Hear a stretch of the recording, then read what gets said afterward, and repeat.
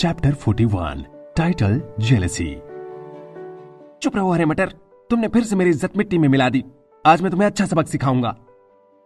कौवे ने तोते पर बहुत जोर से चिल्लाया। मुझे हरा मटर बुलाना बंद करो। तोता भी अब थोड़ा गुस्से में आ चुका था। तुम अपना ध्यान कहीं और लगाओ तो बेहतर रहेगा। तुम्हारे कपड़े नीचे गिर रहे हैं, कहीं उनके साथ तुम्हारी बची हुई इज्जत भी ना गिर जाए। वैसे भी भुने हुए गोश्त लग रहे हो, बस थोड़े मसाले की जरूरत है। तोते ने कौवे के पत्तों की तरफ पॉइंट करते हुए कहा। कौवे ने अपना सर नीचे किया। उसके पत्ते धीरे धीरे नीचे खिसक रहे थे। कौवे की आंखें थोड़ी वाइड हो गईं और उसने बिना बालों वाले अपने पंख से अपनी बॉडी कवर की। एक्सक्यूज मी सर, क्या आप मेरे कपड़े उठा देंगे? कौवे ने हड़बड़ाते हुए प्रेम से कहा। अब कौवा पहले जैसा एरोगेंट नहीं था। उसकी आवाज में थोड़ी रिस्पेक्ट और वीकनेस आ चुकी थी। शायद रिया की फायरबॉल्स ने उसे बहुत डरा दिया था। इसी खौफ में अब वो दोबारा कोई रिस्क नहीं लेना चाहता था। रिया धीरे धीरे हंसने लगी।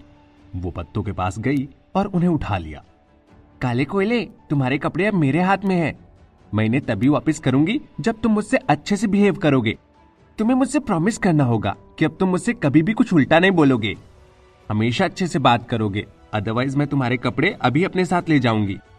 फिर बैठे रहना बिना कपड़ों के और दिखाते रहना सबको अपनी ब्यूटी। बोलो, क्या कहते हो? रिया ने स्माइल करते हुए कहा। कौवा रिया की तरफ देख रहा था और उसे कुछ समझ नहीं आ रहा था कि वो क्या करे। तभी एक ठंडी हवा का झोंका आया और वो कांपने लगा। इस गांव में अभी बहुत ठंडी पड़ रही थी। कौवे ने रिया के हाथों में पत्ती देखकर तुरंत सिर हिलाया और बोला, मैं तुमसे अच्छे से बिहेव करूंगा, तुम्हारी हर बात मानूंगा और कभी भी तुमसे कुछ भी गलत नहीं बोलूंगा। तो ठीक है, फिर अपनी बात याद रखना। अगर तुमने कभी भी अपना प्रॉमिस तोड़ने की कोशिश की तो अगली बार मैं तुम्हें अपनी फायरबॉल से पूरा जला दूंगी। रिया पत्तियां देने के लिए कौवे के पिंजरे तक पहुंचकर अपनी टोज की टिप्स पर खड़ी हो गई, लेकिन अभी भी पिंजरा रिया की पहुंच से बहुत दूर था। रिया बहुत कोशिश कर रही थी, लेकिन वो पिंजरे तक नहीं पहुंच पा रही थी। पिंजरे की हाइट रिया की हाइट से बहुत ज्यादा थी। रिया थोड़ा परेशान हो गई। तभी प्रेम नीचे झुका और रिया को गोदी में उठाया। अब रिया पिंजरे की हाइट के बराबर हो चुकी थी। अब तुम पिंजरे तक पहुंच सकती हो। अब तुम्हारी हाइट भी पिंजरे के बराबर हो गई है। इस बर्ड को पत्तियां दे दो। प्रेम ने रिया से कहा। पापा, आप सबसे बेस्ट हो, आप कुछ भी कर सकते हो। आपसे अच्छे पापा इस दुनिया में और कोई नहीं है। रिया ने प्रेम के गालों पर किस किया और पत्ते बर्ड को दे दिए। ये लो स्टूपिड काले कोयले, अपने कपड़े पहन लो और याद रखना, भले मेरी आग से बच गए लेकिन इस ठंडी हवा से नहीं बच पाओगे। रिया ने पत्ते देते हुए कौवे से कहा।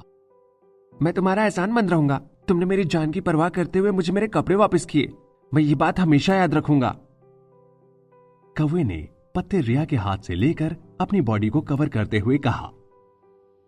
रिया प्रेम की गोदी से उतर गई और बर्ड्स की तरफ हाथ हिलाकर बोली, बाय बाय काले कौवे, बाय बाय हरे मटर। फिर वो प्रेम के साथ आगे निकल गई। बाय बाय, लेकिन अगली बार से मुझे सनी बुलाना। हरे तोते ने रिया से कहा। ये बच्ची बहुत अडोरेबल है, मैं इस बार इसकी बात मान लेता हूं और अब इससे अच्छे से बिहेव करूंगा। काले कौवे ने रिया को जाते हुए देखकर कहा। पोर्शन शॉप से निकलने के बाद प्रेम और रिया चौराहे के बीचों बीच पहुंच गए। ये चौराहा बहुत बड़ा था। बीच में कई प्लॉट्स खाली थे। अभी वहां या तो कोई स्कल्पचर बना था या फिर स्मॉल गार्डन्स थे जो अलग अलग स्पीशीज को रिप्रेजेंट करते थे। ऐसा कहा जाता था कि यह चौराहा पूरे राज्य में सबसे बड़ी जगहों में से एक था, जो कि राज्य के बीचों बीच बसे इस गांव में था। यहीं प्रेम और रिया का मारिया रेस्टोरेंट भी था। पापा, हमारे गांव का नाम क्या है और ये कौन सी जगह है? चलते चलते रिया ने पूछा। बेटा, हमारे गांव का नाम है ककाओ और ये कल्चुरी साम्राज्य के अंतर्गत आता है और ये हमारे स्टेट की राजधानी चेंडा के बिल्कुल पास में है, इसीलिए ये इतना ज्यादा डेवलप्ड है। हमारे गांव में हर टाइप की चीज मिल जाती है और ये टेक्नोलॉजी में भी बहुत आगे है। प्रेम ने स्माइल करते हुए रिया को समझाया। जैसे जैसे प्रेम और रिया चौराहे से आगे निकले, मार्केट में भीड़ बढ़ती चली गई। एक डीमन का बच्चा उनके सामने से निकला जो लावा निकाल सकता था। उसकी चारों तरफ फ्लेम्स थीं। उसके बाल भी आग से बने थे और वो एक टॉर्च के जैसा लग रहा था। उसके पीछे एक और बच्चा दौड़ रहा था जिसके सर पर बालों की जगह घास उगी हुई थी। इस गांव में पेरेंट्स अपने बच्चों को किसी के भी साथ खेलने से नहीं रोकते थे। सभी स्पीशीज के बच्चे आपस में मिलजुल कर ही रहते थे और कभी कभी तो पेरेंट्स को भी पता नहीं होता था कि उनके बच्चे किसके साथ खेलने गए हैं। जैसे ही ये बच्चे रिया और प्रेम के सामने से निकले, वो थोड़ी देर रुककर रिया को देखने लगे। उन्हें रिया को देखकर थोड़ा अजीब लगा। वो काफी सुंदर थी, लेकिन मिक्स स्पीशी के होने के कारण उसकी बनावट थोड़ी अजीब थी। ऐसे टाइम में जब कोई रिया को घूरता था तो प्रेम भौहें चढ़ाकर ऐसे लोगों को बड़े गुस्से से देखता था, फिर रिया के सामने आकर उन लोगों का व्यू ब्लॉक कर देता था। रिया अभी बहुत छोटी थी, इसलिए प्रेम उसे ऐसे बच्चों से दूर रखना चाहता था जो उसे हार्म पहुंचा सकते थे। प्रेम रिया की बहुत केयर करता था, मगर आज रिया बहुत खुश थी क्योंकि पहली बार बाकी बच्चे उसे ईर्ष्या से देख रहे थे। आज वो अपने पापा के साथ निकली थी और बाकी बच्चे अकेले ही घूम रहे थे, इसलिए बच्चे रिया को देखकर बहुत जेलस फील कर रहे थे और उन्हें काफी बुरा लग रहा था। प्रेम थोड़ी देर के लिए एक पत्थर की कुर्सी पर रिया के साथ बैठ गया। जैसे ही वो लोग चलने के लिए खड़े हुए कि एक लड़की जिसकी उम्र 5 साल होगी, वो उनके साइड में आकर रुक गई। उसने अपने बाल सिर के ऊपर जूड़ा बनाकर बांधे थे। उस बच्ची ने अपने पापा से कहा, पापा मैं भी अपने बाल इस लड़की के जैसे बांधना चाहती हूं, प्लीज आप भी मेरी हेयर स्टाइल ऐसी बना दो ना। उस लड़की ने अपने पापा से जिद करते हुए कहा। उसके पापा की एज लगभग 30 साल होगी और वो आदमी बहुत साफ कपड़े पहने हुए था। उस आदमी ने रिया की चोटियों को अच्छे से देखा और थोड़ी डिफिकल्ट सिचुएशन में पड़ गया। वेल तान्या, तुम ऑलरेडी बहुत प्रिटी हो, तुम्हें इन सब की कोई जरूरत नहीं है, तुम इस बन में भी बहुत सुंदर लग रही हो, उस आदमी ने अपनी बेटी से कहा। फिर उसने मन ही मन सोचा, मेरे जैसा वॉरियर इतनी ब्यूटीफुल चोटियां कैसे बना सकता है, मुझे खुद पर बहुत काम करना होगा। फिर उसने थोड़ा जेलस होकर प्रेम की तरफ देखा और सोचा, या तो इस आदमी के पास बहुत अच्छे स्किल्स है या तो इसकी वाइफ बहुत अच्छी है जो इसकी छोटी सी बेटी के इतने अच्छे बाल बांध देती है। मेरी वाइफ कभी ऐसा नहीं करती। मुझे अपनी बेटी को बाहर इसलिए लेकर के आना पड़ा क्योंकि मेरी वाइफ जुआ खेल रही है और उसे घर से कोई लेना देना नहीं है, उसे बस अपने जुए से ही मतलब है। लेकिन पापा मेरा ये जूड़ा बहुत अगली है, मुझे भी चोटियां बनानी है, तान्या ने अपने बन को हिलाते हुए कहा। मुझे इस लड़की की जैसे ही चोटियां चाहिए, उसने रिया की तरफ जेलस होकर कहा और फिर वो रोने लगी। उस आदमी ने उसके आंसू पोंछे और बोला, मेरी प्यारी बेटी मत रो, मैं तुम्हारे लिए बहुत सारी अच्छी चीजें खरीद दूंगा। फिर उसने प्रेम को बहुत गंदी नजरों से देखा।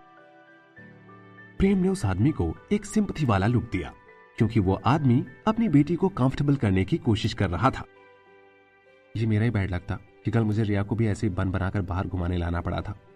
रिया को भी उसका बन अच्छा नहीं लग रहा था, लेकिन आज वो अच्छी हेयर स्टाइल करके निकली थी तो उसे देखकर तान्या का ऐसा फील करना लाजमी था, प्रेम ने मन में सोचा। उस आदमी की गंदी नजरों ने आज प्रेम को थोड़ा प्राउड फील करा दिया था। मैं अमेजिंग हूं क्योंकि मैं अपनी बेटी की चोटियां बना सकता हूं। फिर उसने रिया का हाथ पकड़ा और बोला, चलो रिया चलते हैं। पापा मुझे थोड़ा टाइम दो। रिया तान्या के पास चलकर गई और अपने हाथों से उसके आंसू पोंछने लगी। मेरी बेटी सचमुच कितनी केयरिंग है, प्रेम ने रिया को देखकर सोचा। उस आदमी ने भी एक राहत भरी सांस ली। होप कि ये लड़की मेरी बेटी को थोड़ा कंफर्टेबल कर दे। रो मत, बस मेरे पापा मेरे लिए ऐसी चोटियां बना सकते हैं, तुम चाहे कितना भी तेज क्यों ना रो लो, तुम्हारे पापा तुम्हारी ऐसी चोटियां नहीं बना पाएंगे, इसलिए रोने से कोई फायदा नहीं है, तो तुम चुप ही हो जाओ। रिया ने आंसू पोंछने के बाद अपना हाथ पीछे करते हुए कहा। रिया के बोलने के पहले तान्या बस चुप ही होने वाली थी, लेकिन रिया के वर्ड सुनने के बाद वो थोड़ा सदमे में आ गई। उसने अपने पापा को देखा और फिर प्रेम को देखा और बहुत सैड फील करते हुए फूट फूट कर रोने लगी। मैंने ये तो बिल्कुल एक्सपेक्ट नहीं किया था। प्रेम ने अचानक से चेंज हुए सिचुएशन के बारे में सरप्राइज्ड होकर सोचा। प्रेम की बेटी वाकई में एक नॉर्मल लड़की नहीं थी। प्रेम ने तान्या के पापा की तरफ देखा जो प्रेम जितने ही शॉक्ड थे। प्रेम ने तुरंत अपनी बेटी का हाथ पकड़ा और बोला, इसकी बात के लिए मुझे माफ कीजिएगा, और तुरंत वहां से चल दिया। वापस जाते हुए प्रेम रोड साइड पर लगी जलेबियों की दुकान पर रुका। इस शॉप का मालिक एक बूढ़ा सा आदमी था, जिसके पास एक बड़ा सा ओवन था जो सिलेंडर के शेप में था, और एक बड़ा सा बर्तन था जिसमें वो डार्क येलो कलर का पेस्ट रखता था। उस आदमी ने थोड़ा सा पेस्ट लिया और उसे ओवन के साइड में डाल दिया, और थोड़ी ही देर में जलेबियां बनकर तैयार हो गईं। उसका बिजनेस काफी अच्छा चलता था। बहुत सारे लोग उसके स्टॉल के आगे लाइन लगाकर खड़े थे। उनमें से ज्यादातर बच्चे थे। सभी बच्चे हाथ में 1 या 2 कॉपर के सिक्के लेकर खड़े थे, यहां वहां देख रहे थे और वेट कर रहे थे। बाकी बच्चे जिनके पास पैसे नहीं थे, जमीन पर बैठे थे और बच्चों को जलेबियां खरीदते देख रहे थे। जलेबी वाले का बिजनेस का तरीका आसान था।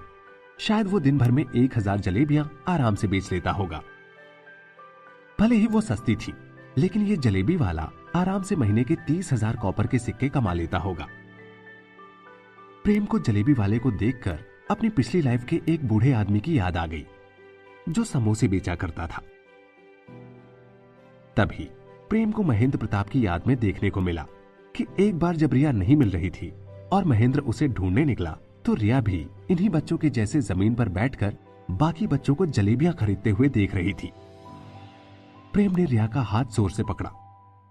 बेटा चलो हम घर चलते हैं, कल सुबह मैं तुम्हारे लिए जलेबियों से 100 गुना ज्यादा टेस्टी राजमा चावल बनाकर खिलाऊंगा। प्रेम ने स्माइल करते हुए कहा।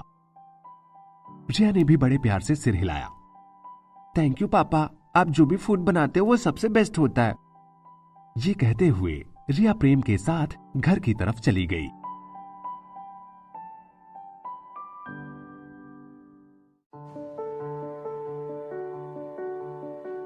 चैप्टर 42, टाइटल बड़े अंडे की आवाज। रिया और प्रेम जलेबी वाले की दुकान से आगे बढ़ गए थे। रिया अभी भी उछल उछल कर चल रही थी और बार बार प्रेम से आगे निकल जाती थी और फिर रुककर उसका वेट करने लगती थी। जब रिया और प्रेम दोबारा से पोषण शॉप के सामने से निकले, तो शॉप का ओनर, जिसने काले रंग का चोगा पहना था, दोनों बर्ड्स को वाटरिंग पॉट से नहला रहा था। पोषण शॉप का ओनर बहुत पतला था, जिसका नाम था वसीम। जब रिया ने उसके बर्ड्स का पिंजरा जलाया, तो वसीम को थोड़ी गुस्सा आई, लेकिन वो रिया से अपना एक्सपीरियंस शेयर करके उससे स्ट्रॉन्ग फायरबॉल बनाना सीखना चाहता था। पैरों की आवाज सुनते ही वसीम ने अपनी नजरें ऊपर की और प्रेम की तरफ देखा। फिर उसने रिया की तरफ देखा। अचानक उसकी आंखों में हरे रंग की आग जलने लगी। प्रेम ने रिया को दूसरी तरफ मोड़ दिया और वसीम की तरफ स्माइल करके सिर हिलाया। फिर रिया का हाथ पकड़कर अपने रेस्टोरेंट की तरफ चलने लगा। पापा, हमने काले कौवे, हरे तोते और मजिशियन को हेलो क्यों नहीं बोला? जैसे ही वो लोग आगे निकले, रिया ने क्यूरियस होकर प्रेम से सवाल किया। हमने कल उसका पिंजरा जला दिया था ना, और अगर वो हमसे उसके बारे में पूछ लेता तो ये थोड़ा ऑकवर्ड हो जाता, और मैंने ऑलरेडी उसे हेलो बोल दिया था। प्रेम ने स्माइल करते हुए जवाब दिया। पड़ोसी होने के नाते ये प्रेम के लिए थोड़ा एम्बैरेसिंग था कि उसकी बेटी ने वसीम का पिंजरा जला दिया था। पड़ोसियों को आपस में मिलजुल कर रहना चाहिए और एक दूसरे को किसी भी टाइप का हार्म नहीं पहुंचाना चाहिए। वसीम ने जैसी नजरों से रिया को देखा था, इससे प्रेम थोड़ा अलर्ट हो चुका था। प्रेम ने वसीम की आंखों में लालच देखा था। अगर प्रेम आज भी योद्धा होता, तो अब तक वो वसीम की गर्दन पर अपनी तलवार रखकर उससे पूछ चुका होता, घूर कर क्यों देख रहे हो? तुम्हारे इंटेंशंस क्या है? तुम मेरी बेटी को ऐसी नजरों से क्यों देख रहे हो? ऐसे में मन में यह सवाल आना नेचुरल है, लेकिन अभी वो इतना स्ट्रांग नहीं था। अगर ऐसी हालत में प्रेम ये सब करता, तो वसीम उसके मुंह पर वाटरिंग पॉट फेंक देता और शायद उसके बाद एक फायरबॉल भी फेंक देता। जब तक प्रेम वसीम के इंटेंशंस के बारे में नहीं जान जाता, तब तक प्रेम ने वसीम पर नजर रखने का सोचा। मैं रिया को अकेले बाहर नहीं जाने दे सकता, शायद उसकी जान को खतरा भी हो सकता है। वसीम की नजरें मुझे बिल्कुल ठीक नहीं लगी, और वो जिस तरीके से रिया को देख रहा था, उसके हिसाब से वो रिया को कुछ भी कर सकता है। सिस्टम, स्ट्रेंथ खरीदने के लिए कितने पैसे लगेंगे? मैं जल्दी से जल्दी थोड़ी स्ट्रेंथ खरीदना चाहता हूं, ताकि मैं थोड़ा सा और स्ट्रांग हो जाऊं और अपनी बेटी को ठीक तरह से प्रोटेक्ट कर सकूं। प्रेम ने मन ही मन सिस्टम से पूछा। मैं तुम्हें फिर से वार्न करता हूं, मुझसे अजीब अजीब चीजों की डिमांड मत किया करो। स्ट्रेंथ कोई बेचने की चीज नहीं है। मैं तुम्हें कितनी बार कह चुका हूं कि मैं ये सब चीजें नहीं बेचता। अगर तुम अपने मिशंस पूरे करोगे तो तुम्हें अपनी स्ट्रेंथ इंप्रूव करने के चांसेस मिल सकते हैं। मैं तुम्हें पहले ही समझा चुका हूं कि हर मिशन के साथ तुम्हारी स्ट्रेंथ 5% इंक्रीज कर दी जाएगी, और अगर तुम फेल होते हो तो इतनी ही स्ट्रेंथ कम कर दी जाएगी। तो तुम्हारे पास बस यही एक ऑप्शन है कि तुम अपने मिशन पर अच्छे से ध्यान दो। सिस्टम ने थोड़ा स्ट्रेस में आकर कहा, अरे मैं तुम्हें सोने के 1000 सिक्के दूंगा। प्रेम ने सिस्टम को जवाब दिया, स्ट्रेंथ नहीं बेची जा सकती। सिस्टम ने जवाब दिया, अच्छा चलो 5000 सोने के सिक्के। प्रेम ने सिस्टम को नया अमाउंट ऑफर किया। तुम्हारे पास स्ट्रेंथ खरीदने के राइट्स नहीं है। अच्छा 10,000 सोने के सिक्के। प्रेम ने अपने ऑफर की वैल्यू थोड़ी और बढ़ाकर कहा। सिस्टम थोड़ी देर को साइलेंट रहा। फिर थोड़ी देर बाद प्रेम को अचानक कलरफुल वर्ड्स की एक लाइन अपने दिमाग में दिखने लगी, जिसमें लिखा था, permission granted, strength 5%, status available, price 10,000 gold coin. अरे बाप रे, ये तो 10 लाख कॉपर के सिक्के हुए। तुम कितने लालची हो। मुझे इतने पैसे कमाने के लिए 3,000 प्लेट शाही कबाब बेचने होंगे, और मेरे पास अभी इतने पैसे नहीं है। क्या ये मैं क्रेडिट में ले सकता हूं? थोड़ी देर को बिल्कुल सन्नाटा रहा। फिर प्रेम के दिमाग में एक वार्निंग दिखी, सीरियस वार्निंग, सभी ट्रांजैक्शन कैश में होंगे, क्रेडिट अलाउ नहीं है। सिस्टम ने थोड़ा गुस्से में कहा। प्रेम को सिस्टम को टीज करने के बाद अच्छा फील हो रहा था। उसने बड़ी मुश्किल से पहले सिस्टम को पैसों का लालच देकर मनाया, और फिर पैसे नहीं है का बहाना मारकर बात वहीं खत्म कर दी। सिस्टम ने इस बार बहुत बड़ी अमाउंट की डिमांड भी तो की थी। प्रेम ने कैलकुलेट किया कि उसे 3,000 प्लेट शाही कबाब बेचने में करीब 1 महीने लग जाएंगे, और वो इससे कम टाइम में 10,000 सोने के सिक्के नहीं कमा सकता। अब नई डिश भी मेन्यू में ऐड हो जाएगी, और शायद राजमा चावल बनाना शाही कबाब बनाने से थोड़ा आसान होगा। प्रेम एक बार में बहुत सारे राजमा उबाल सकता है, और चावल को भी उबाल कर रख सकता है। शायद राजमा चावल से प्रेम और भी अच्छे से पैसे कमा सके। प्रेम बहुत जल्दी जल्दी अपनी स्ट्रेंथ वापस पाना चाहता था। वो अपनी स्ट्रेंथ से रिया को प्रोटेक्ट करना चाहता था, और उसे पूरे टाइम गोद में लेकर घूमना चाहता था। जैसे ही प्रेम और रिया रेस्टोरेंट में वापस आए, प्रेम ने रिया को 1 ग्लास पानी पीने को दिया। अब तक 11 बज चुके थे। प्रेम को अब रिया और खुद के लिए लंच भी प्रिपेयर करना था। इसके बाद उन्हें रेस्टोरेंट खोलना था, ताकि बाकी कस्टमर्स भी आ सकें और कुछ एक्स्ट्रा इनकम हो सके। हालांकि फंडिंग लौटाने में अभी उसे कुछ दिन का टाइम लगेगा। तब तक उसे कुछ लोगों को बिना पैसे के ही खिलाना पड़ेगा, जिनसे उसने पैसे उधार लिए थे। पापा यहां आओ, मुझे लगता है अगली डकलिंग हैच होने वाला है। रिया ने काउंटर के पीछे से एक्साइटेड होकर कहा। इतनी जल्दी हैच होने वाला है? प्रेम दौड़ता हुआ काउंटर के पास गया। रिया जमीन पर बैठी थी। उसने प्रेम की तरफ देखा और अपने लिप्स पर उंगली रखकर प्रेम को चुप रहने का इशारा किया। फिर धीमी आवाज में बोली, श्श, पापा आप अपनी आवाज धीमी रखना, इसे डराना मत। मैंने अभी अभी अंडे के अंदर से कोई आवाज सुनी है। शायद ये हैच होने वाला है। वो शायद कुछ बताने की कोशिश कर रहा था। शायद अपने हैच होने के बारे में इशारा कर रहा हो। प्रेम अब थोड़ा डाउट में था। उसने अंडे को देखकर सोचा, साल के इस टाइम में भी अंडे हैच हो सकते हैं। अभी तो पतझड़ का टाइम है। अंडे तो मोस्टली स्प्रिंग में हैच होते हैं। इस दुनिया में सीरियसली सारे काम उल्टे ही होते हैं क्या? हाँ पापा, ये हैच होने वाला है, आप भी आवाज सुनो। प्रेम रिया के और पास गया और अपने घुटनों पर बैठ गया। फिर प्रेम बहुत ध्यान से सुनने लगा, लेकिन उसे कोई भी आवाज सुनाई नहीं दी। प्रेम ने सोचा शायद रिया ने कोई गलत आवाज सुन ली है। जब प्रेम उठने ही वाला था, तभी उसने भी कोई अजीब सी आवाज सुनी। वो वहीं रुक गया। उसे ऐसी आवाज आई जैसे बिल्ली दीवार पर पंजे मार रही हो। जब उसने और ध्यान से सुना तो उसे समझ आया कि अंडा अपनी शिल में रब करते हुए टूट रहा है। ऐसी आवाज 3 बार आई और फिर बंद हो गई। आपने ये आवाज सुनी ना पापा? क्या अगली डकलिंग हैच होकर बाहर आने वाला है? रिया ने प्रेम से पूछा। हाँ, शायद ये 1 या 2 दिन में हैच हो जाएगा। प्रेम इतने शॉर्ट हैचिंग टाइम को देखकर थोड़ा शॉक में था। उसे पता नहीं था कि शेल के अंदर से क्या बाहर आने वाला है।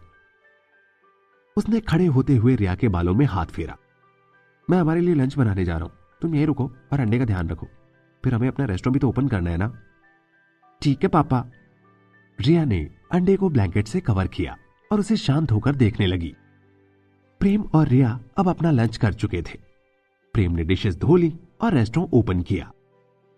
हमेशा की तरह वरुण ही सबसे पहले आया। उसके बाद हर्ष, ऋतिक और विक्रम भी आ चुके थे। कुछ और कस्टमर्स भी आए जो पहले भी कई बार आ चुके थे। उन सभी ने स्माइल किया और अपने साथ वाले लोगों को प्रेम के बारे में बताया। जब प्रेम ने रात को अपना रेस्टोरेंट बंद किया तब रिया ने प्रेम को बताया कि उन्होंने आज 90 प्लेट शाही कबाब बेचे हैं।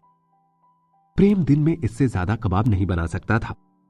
आज उसने अपना पूरा पोटेंशियल लगाकर सबसे तेज स्पीड में काम किया था, फिर भी वो 90 प्लेट ही बेच पाया।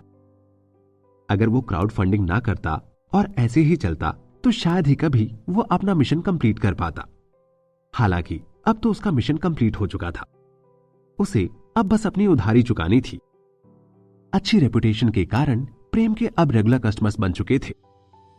उनमें से कुछ ही लोग वरुण जैसे 2-2 प्लेट शाही कबाब दिन में 3 बार खा सकते थे, लेकिन बहुत से लोग 1 या 2 दिन में 1-1 प्लेट शाही कबाब खाते थे।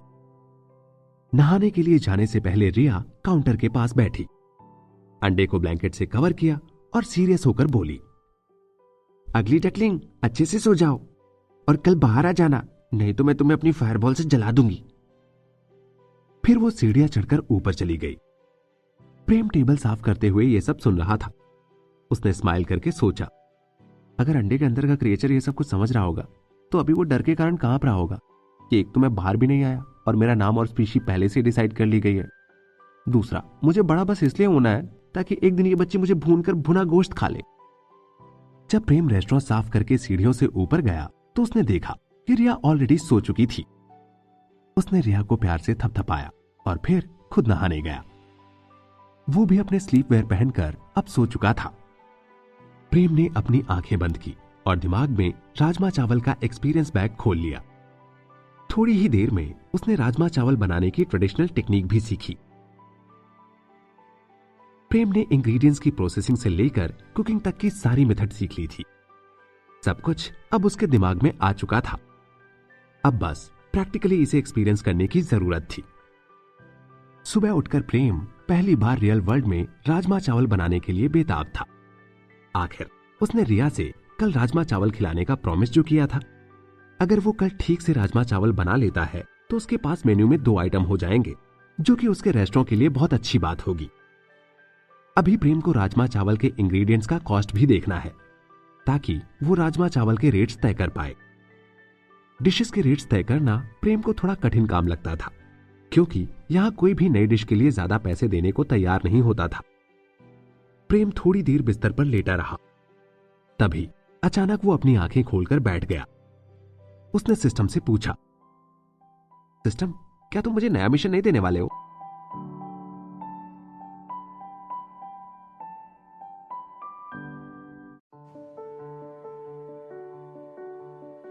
चैप्टर 43, टाइटल राजमा चावल। कैसा मिशन? सिस्टम ने थोड़ा चौंकते हुए पूछा। मैं भी टेस्ट फील्ड में जाकर राजमा चावल बनाना सीखूंगा, तो तुम कुछ ऐसा नहीं कहोगे कि तुम्हें राजमा चावल एक दिन में बनाना सीखना है, तुम्हारा मिशन ये है और इसका ये रिवॉर्ड होगा? कुछ तो बोलो। तुमने इस बार मुझे कोई कंडीशन ही नहीं दी और ना ही तुमने ये कहा कि राजमा चावल बनाने के बाद तुम मेरी स्ट्रेंथ बढ़ा दोगे। इस बार तुम्हारे पास मेरे लिए कोई टास्क नहीं है क्या? प्रेम ने परेशान होकर पूछा। मेरे पास अभी आपके लिए कोई मिशन नहीं है, आप जो चाहें वो कर सकते हैं। जब भी मेरे पास मिशन होंगे मैं आपको बता दूंगा, बाकी आपकी मर्जी है। सिस्टम ने बहुत काम होकर जवाब दिया। अरे लेकिन मैं बिना रिवॉर्ड के कुछ भी नहीं सीखना चाहता। आखिर जब कुछ मिलना ही नहीं है तो मैं इतनी मेहनत क्यों करूं? मुझे किसी पागल कुत्ते ने थोड़ी काटा है। प्रेम ने बड़े अजीब तरीके से रिप्लाई दिया। एक्सपीरियंस बैग खोलने के 24 घंटे बाद टेस्ट फील्ड डिसअपीयर हो जाएगा। तुम्हें जो करना है कर सकते हो, ये पूरी तरह तुम पर डिपेंड करता है। तुम्हें सीखना है तो सीखो, नहीं सीखना है तो मत सीखो। बस ये याद रखना कि मैं तुम्हें फ्यूचर में इसकी कोई छूट नहीं दूंगा। फ्यूचर में अगर तुम्हें राजमा चावल की रेसिपी बनाना सीखना है तो दोबारा उसके लिए पे करना होगा। इससे अच्छा है तुम अभी अपने टाइम का सही इस्तेमाल करो। सिस्टम ने भी अजीब तरीके से जवाब दिया। प्रेम ने अपनी आईब्रो उठाई और सोचा, अरे क्या ये वही सिस्टम है जिसे मैं जानता था? इसने मुझे उल्टा जवाब दिया। ऐसा लग रहा है जैसे कोई रिवोल्ट कर रहा है। ये तो अब और भी हार्श बिहेव करने लगा है। शायद मेरी हरकतों से इरिटेट हो चुका है। अब जब सिस्टम ने अपने इंटेंशन क्लियर कर दिए थे तो प्रेम सिस्टम से बात करने में टाइम नहीं वेस्ट करना चाहता था। उसने टेस्ट फील्ड के डोर पर 24 घंटे का टाइमर देखा और अपने दिमाग के अंदर ही टेस्ट फील्ड का डोर खोलकर टेस्ट फील्ड में एंटर हो गया। पिछली बार जैसे ही इस बार भी उसकी सारी आत्मा एक छोटे आदमी के अंदर चली गई थी। जब उसने अपने सपने में ही आंखें खोली तो वो अपने ही जैसे दिखने वाले किचन में खड़ा था। उसने कुकिंग बेंच के कॉर्नर में जब ध्यान से देखा तो उसे एक अवन दिखाई दिया। उसकी outer casing silver stainless steel से बनी थी और वो एक इलेक्ट्रिक अवन था। ये ट्रेडिशनल वुडन अवन जैसा ही कुछ था, लेकिन ज्यादा कन्वीनियंट था। वहीं उसे एक कुकर भी रखा हुआ मिला जो आम कुकर से साइज में थोड़ा बड़ा था और उसमें चीजें उबलने का टाइम लिखा हुआ था। साथ ही कुकर भी बहुत कन्वीनियंट लग रहा था। प्रेम कुकर के पास गया और उसका ढक्कन हटाकर अंदर देखने लगा। फिर उसने कहा, मैं इस कुकर में एक बार में बहुत सारा राजमा उबाल सकता हूं और मैं शायद शाही कबाब से भी जल्दी ये डिश बना सकता हूं। कुकर के पास ही मसालों का डिब्बा भी रखा था। डिब्बे के अंदर सिनेमन स्टिक्स और बाकी गरम मसाले रखे हुए थे। किचन के कबर्ड में चावल के कुछ बैग्स थे और फ्रिज में बाकी जरूरी सब्जियां थी। ठीक है, फिर अब मेरे कुकिंग स्किल दिखाने का सही टाइम आ चुका है। प्रेम ने सबसे पहले अपने हाथ धोए और फ्रिज में से सब्जियां निकाल ली। सब्जियां धोने के बाद उसने उनके छोटे छोटे पीस काटे। फिर उसने एक कढ़ाई में तेल लेकर सब्जियां अच्छे से फ्राई की। उनमें गरम मसाले ऐड किए। नॉर्मली सब्जियां भूनने में काफी टाइम लगता है, लेकिन टेस्ट फील्ड में यह काम बहुत जल्दी हो गया था। इसके बाद प्रेम ने उसमें नमक मिलाया। सब्जियां फ्राई करने के पहले ही प्रेम ने राजमा पानी में भिगोकर उबलने रख दिए थे।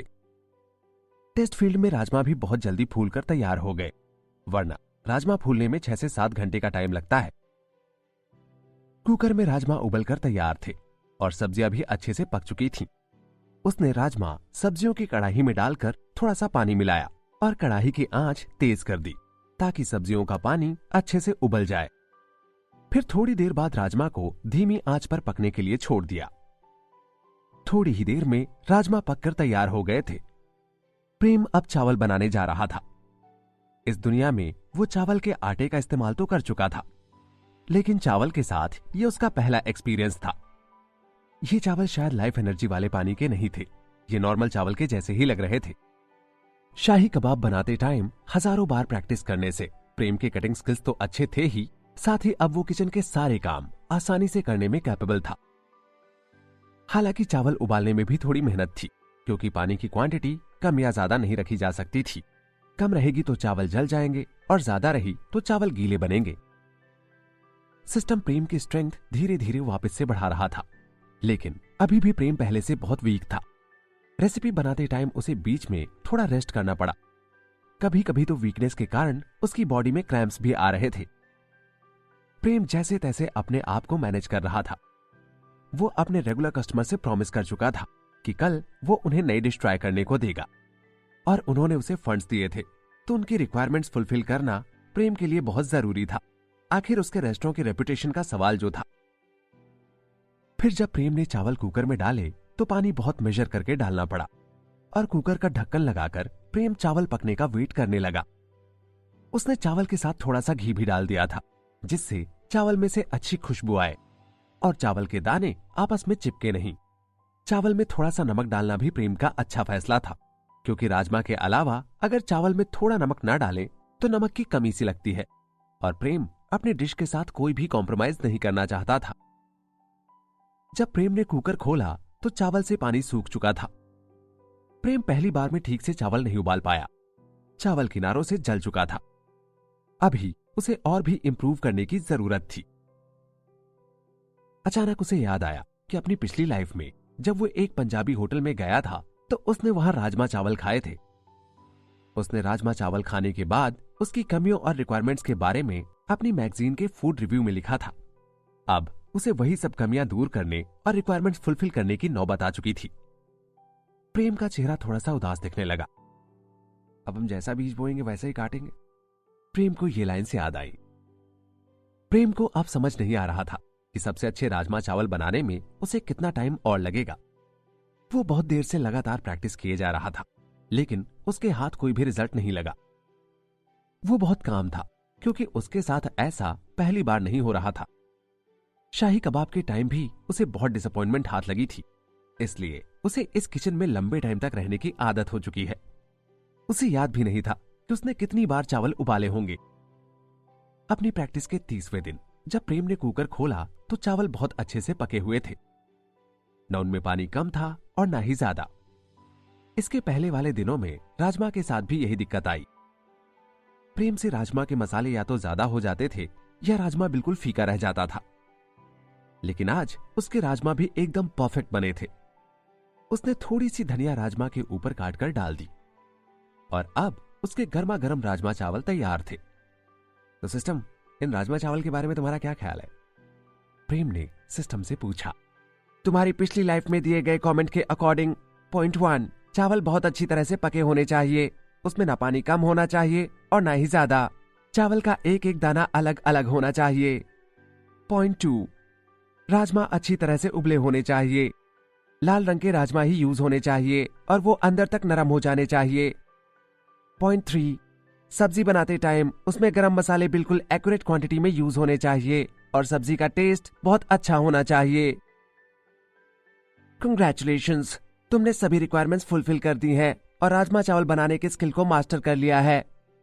अब तुम्हें राजमा चावल बनाने में लगने वाले इंग्रेडिएंट्स और किचनवेयर खरीदने का राइट दिया जाता है। सिस्टम ने प्रेम की बात का जवाब दिया। प्रेम ने एक चम्मच राजमा चावल खाकर देखा। राजमा की ग्रेवी उसके मुंह में जैसे घुल सी गई और राजमा धीरे धीरे बहुत सॉफ्ट होते जा रहे थे। जैसे ही उसने चावल की पहली बाइट ली, उसके मुंह में घी का फ्लेवर बहुत अच्छे से घुल गया और चावल बहुत टेस्टी लगे। राजमा चावल इतने अच्छे थे कि सपने में भी प्रेम ने अपनी आंखें बंद कर ली और राजमा चावल का टेस्ट एंजॉय करने लगा। अभी प्रेम ने एक चम्मच राजमा चावल ही खाए थे। उसकी आंखें खुली और वो वापस अपने बेड पर आ चुका था। प्रेम अब टेस्ट फील्ड के बाहर था। अब प्रेम सोना भी नहीं चाहता था। वो बस टेस्टी राजमा चावल के बारे में सोच रहा था। उसने अपने बेड के साइड में रखे लैंप को आहिस्ता से जलाया और टाइम देखा। अभी रात के 12 बजे थे। प्रेम ने टेस्ट फील्ड में टोटल 30 दिन बिताए थे। उसमें से सबसे ज्यादा टाइम चावल पकाने में लगा, लेकिन रियल लाइफ में अभी उसे बस 2 घंटे ही हुए थे। प्रेम अपने बेड से उठा, अपने शेफ का सूट पहना और फिर जूते पहनकर उसने लाइट्स ऑफ कर दी। सीढ़ियों से नीचे उतरकर प्रेम किचन में आया। उसने जो उम्मीद लगाई थी ठीक वही हुआ। किचन में एक बड़ा कुकर पहले से रखा था। कुकर के साइड में मसालों का एक डब्बा था। पहले फ्रिज में बस शाही कबाब के इंग्रेडिएंट्स होते थे, लेकिन अब उसमें 2 अलग अलग सेक्शन डिवाइड हो चुके थे। एक में राजमा की सब्जियां थी और दूसरे में शाही कबाब की। ये सब कुछ बिल्कुल वैसा ही था जैसा प्रेम ने टेस्ट फील्ड में देखा था। प्रेम ने अपना एप्रन पहना और थोड़े से राजमा उठाकर उन्हें सुबह तक फूलने के लिए डाल दिए। उसने राजमा भिगोने से पहले उन्हें अच्छी तरह से धोया। अब क्योंकि वो टेस्ट फील्ड में नहीं था तो शायद राजमा उबलने में नॉर्मल टाइम लगे। एक रात में राजमा अच्छे से फूल जाएंगे और सुबह तक उबालने के लायक हो जाएंगे। अब प्रेम रिया के लिए ब्रेकफास्ट में एकदम ऑथेंटिक राजमा चावल बनाएगा। जब प्रेम ने रिया के बारे में सोचा तो वो खुश होकर स्माइल करने लगा। रिया हर बार उसके फूड की बहुत तारीफ करती थी और शायद इस बार भी उसे ये डिश बहुत पसंद आए। अब प्रेम रिया को अपने राजमा चावल खिलाने के लिए बहुत एक्साइटेड था। उसे रिया का रिएक्शन देखने की बहुत जल्दी थी।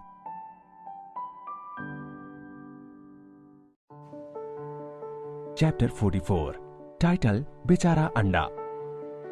प्रेम सीढ़ियों से वापस ऊपर जाने ही वाला था कि तभी उसने अंडे के अंदर से आवाज सुनी। उसने अंडे की तरफ देखकर सोचा, शायद रिया की बातों से डर गया, इसलिए अंदर ही अंदर कांप रहा है। अपने कमरे में जाते ही प्रेम की आंखें लग चुकी थी। सुबह के करीब 5 बजे उसकी नींद खुली। उसकी घड़ी का अलार्म बज रहा था। उसने उठकर अलार्म बंद किया। फिर अपने कपड़े बदले, हाथ मुंह धोए और किचन में राजमा देखने चला गया। राजमा को उबालने में काफी टाइम लग जाता था, इसलिए प्रेम पहले उठकर इसे निपटाना चाहता था। हालांकि अब तक प्रेम के कुकिंग स्किल्स काफी अच्छे हो चुके थे, लेकिन फिर भी उसे सब काम करने में अच्छा खासा टाइम लग जाता था। प्रेम ने अपना एम पहले ही डिसाइड कर लिया था कि आज वो अपने रेगुलर कस्टमर्स को नई डिश इंट्रोड्यूस करेगा। आखिर उन्होंने उसे फंडिंग भी इसीलिए दी थी।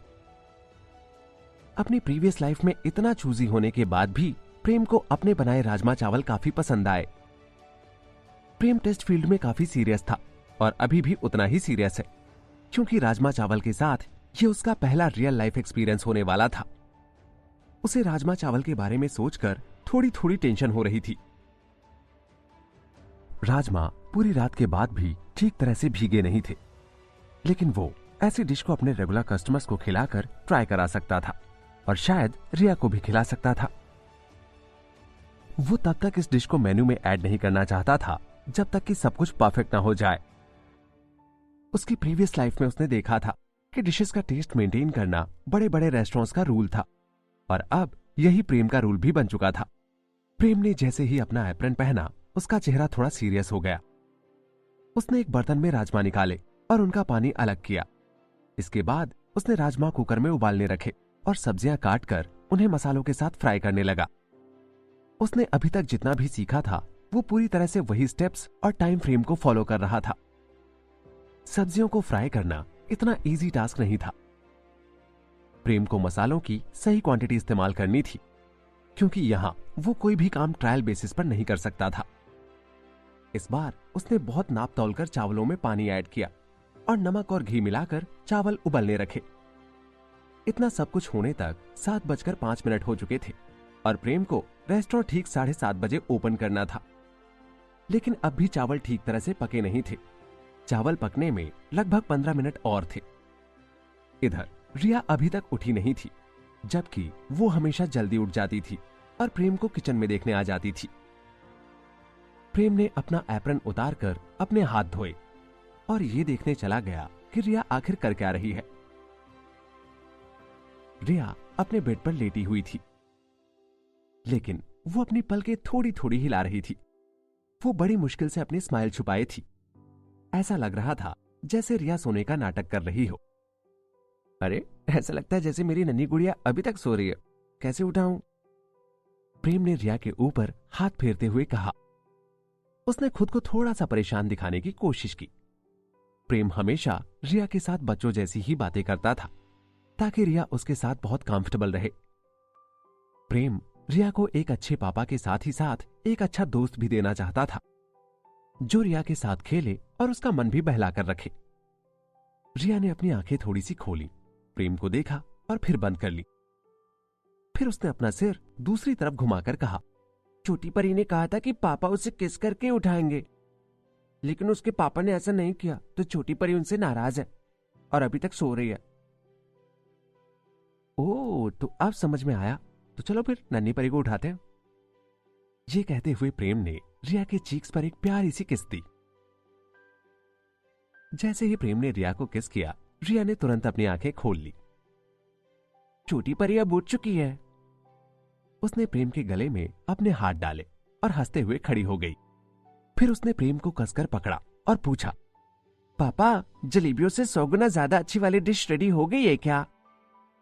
हाँ, ऑलमोस्ट रेडी हो गई है, लेकिन उसका टेस्ट तभी सबसे बेस्ट आता है जब उसे गर्मा गर्म सर्व किया जाए। जाओ, जब तक तुम हाथ मुंह धोकर अपने कपड़े चेंज करोगी, तब तक डिश रेडी हो जाएगी।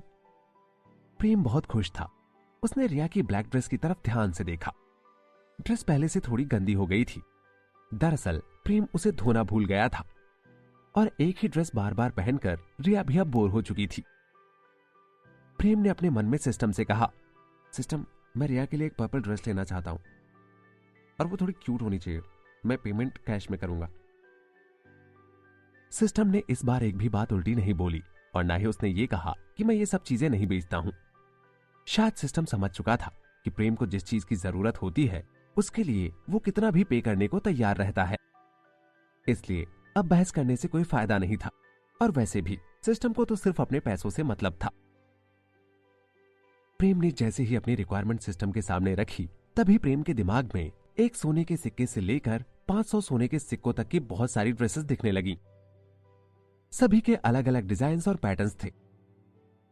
मैं वो वाली लूंगा जिसकी प्राइस 10 सोने के सिक्के है। प्रेम ने सारी ड्रेसेस अच्छे से देखने के बाद कहा। उसे 500 सोने के सिक्कों वाली ड्रेस की डिजाइन बिल्कुल पसंद नहीं आई थी। फिर उसने क्यूट और कंफर्टेबल सी ड्रेस जिसमें थोड़ी एम्ब्रॉयडरी थी उसे चूज किया। उसका कलर प्रेम की रिक्वायरमेंट के हिसाब से पर्पल ही था। रिया अभी भी प्रेम के बगल में ही खड़ी थी। प्रेम ने उसे जल्दी रेडी होने को कहा।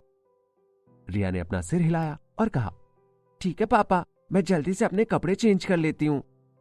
जैसे ही सिस्टम ने ड्रेस तैयार की, प्रेम वार्डरोब के पास गया और स्माइल करते हुए रिया से कहा, रिया, आज तुम्हारे पापा के पास तुम्हारे लिए एक नई ड्रेस है, देखो शायद तुम्हें पसंद आए। क्या सच में पापा? रिया का फेस एक्सपेक्टेशन से भर गया था। प्रेम ने वार्डरोब खोला और उसमें से ड्रेस बाहर निकाली। फिर वो वापस रिया के पास गया और ड्रेस दिखाते हुए बोला, ये देखो, ये है तुम्हारी नई ड्रेस, तुम्हें पसंद आई? रिया ने ड्रेस की तरफ ध्यान से देखा। उसकी आंखें सरप्राइज से भर गईं। ये बहुत ही ब्यूटीफुल है पापा, और इसका कलर भी पर्पल है। रिया को ये बहुत पसंद आई। रिया अपने बेड पर उछलने लगी। फिर वो अपने टोज की टिप्स पर खड़े होकर प्रेम के गले लग गई। पापा, मैं आपसे बहुत प्यार करती हूँ, आप सबसे अच्छे पापा हो। तुम्हारे पापा भी तुमसे बहुत प्यार करते हैं बेटा। चलो अब ड्रेस ट्राई करके दिखाओ। प्रेम भी रिया की खुशी को देखकर बहुत खुश हुआ। उसने रिया को ड्रेस पहनने में हेल्प की। ड्रेस के टॉप में बहुत ब्यूटीफुल पैटर्न्स बने हुए थे। उसकी पूरी एम्ब्रॉयडरी आंखों को लुभाने वाली थी और स्कर्ट में बहुत प्यारी पर्पल कलर की लेस लगी हुई थी। रिया ने अपने आप को ध्यान से देखा। फिर वो स्कर्ट की लेस पकड़कर नाचने लगी। वो थोड़ी देर तक ऐसे ही खेलती रही। प्रेम भी रिया को बहुत देर तक देखता रहा। उसकी बेटी अब एक परी जैसी लग रही थी। अच्छा सुनो, चलो जल्दी से अपने जूते पहनो और जाकर के हाथ मुंह धो लो, फिर तुम्हारे पापा तुम्हारे लिए नई डिश बनाएंगे। प्रेम ने रिया के बालों में हाथ फेरते हुए कहा, ठीक है पापा। रिया ने हां में अपना सिर हिलाया। फिर उसने अपने बेड की छोटी छोटी सीढ़ियों से नीचे उतरकर अपने व्हाइट शूज पहन लिए। रिया बाथरूम गई। प्रेम ने बाथरूम में झांककर रिया को देखा। रिया अपने आप से टूथपेस्ट निकाल रही थी और अब उसे मुंह धोने में प्रेम की हेल्प की जरूरत नहीं थी। अब प्रेम सीढ़ियों से उतरकर नीचे आया। अब तक प्रेम का सारा काम हो चुका था। प्रेम ने गैस ऑफ की और कुकर में से चावल निकाल लिए। फिर राजमा की कढ़ाई को गैस पर रखकर उन्हें गर्म किया। थोड़ी देर बाद रिया मुंह हाथ धोकर नीचे आई। उसने किचन में फैली राजमा की खुशबू को स्मेल किया। एक लंबी सांस लेकर उसने पूछा, इसकी स्मेल तो बहुत अच्छी है पापा। ये क्या है? इसकी स्मेल तो रेनबो शाही कबाब से बिल्कुल डिफरेंट है। प्रेम पीछे मुड़ा और स्माइल करके बोला, अब मेरी गुड़िया रानी जाकर के एक टेबल पर बैठ जाएगी, तुम्हें जल्दी पता लग जाएगा कि ये क्या है। वो रिया को थोड़ा सस्पेंस में रखना चाहता था। रिया ने हां में सिर हिलाया और कहा, ठीक है, तो मैं तब तक अगली डकलिंग को देख लेती हूं।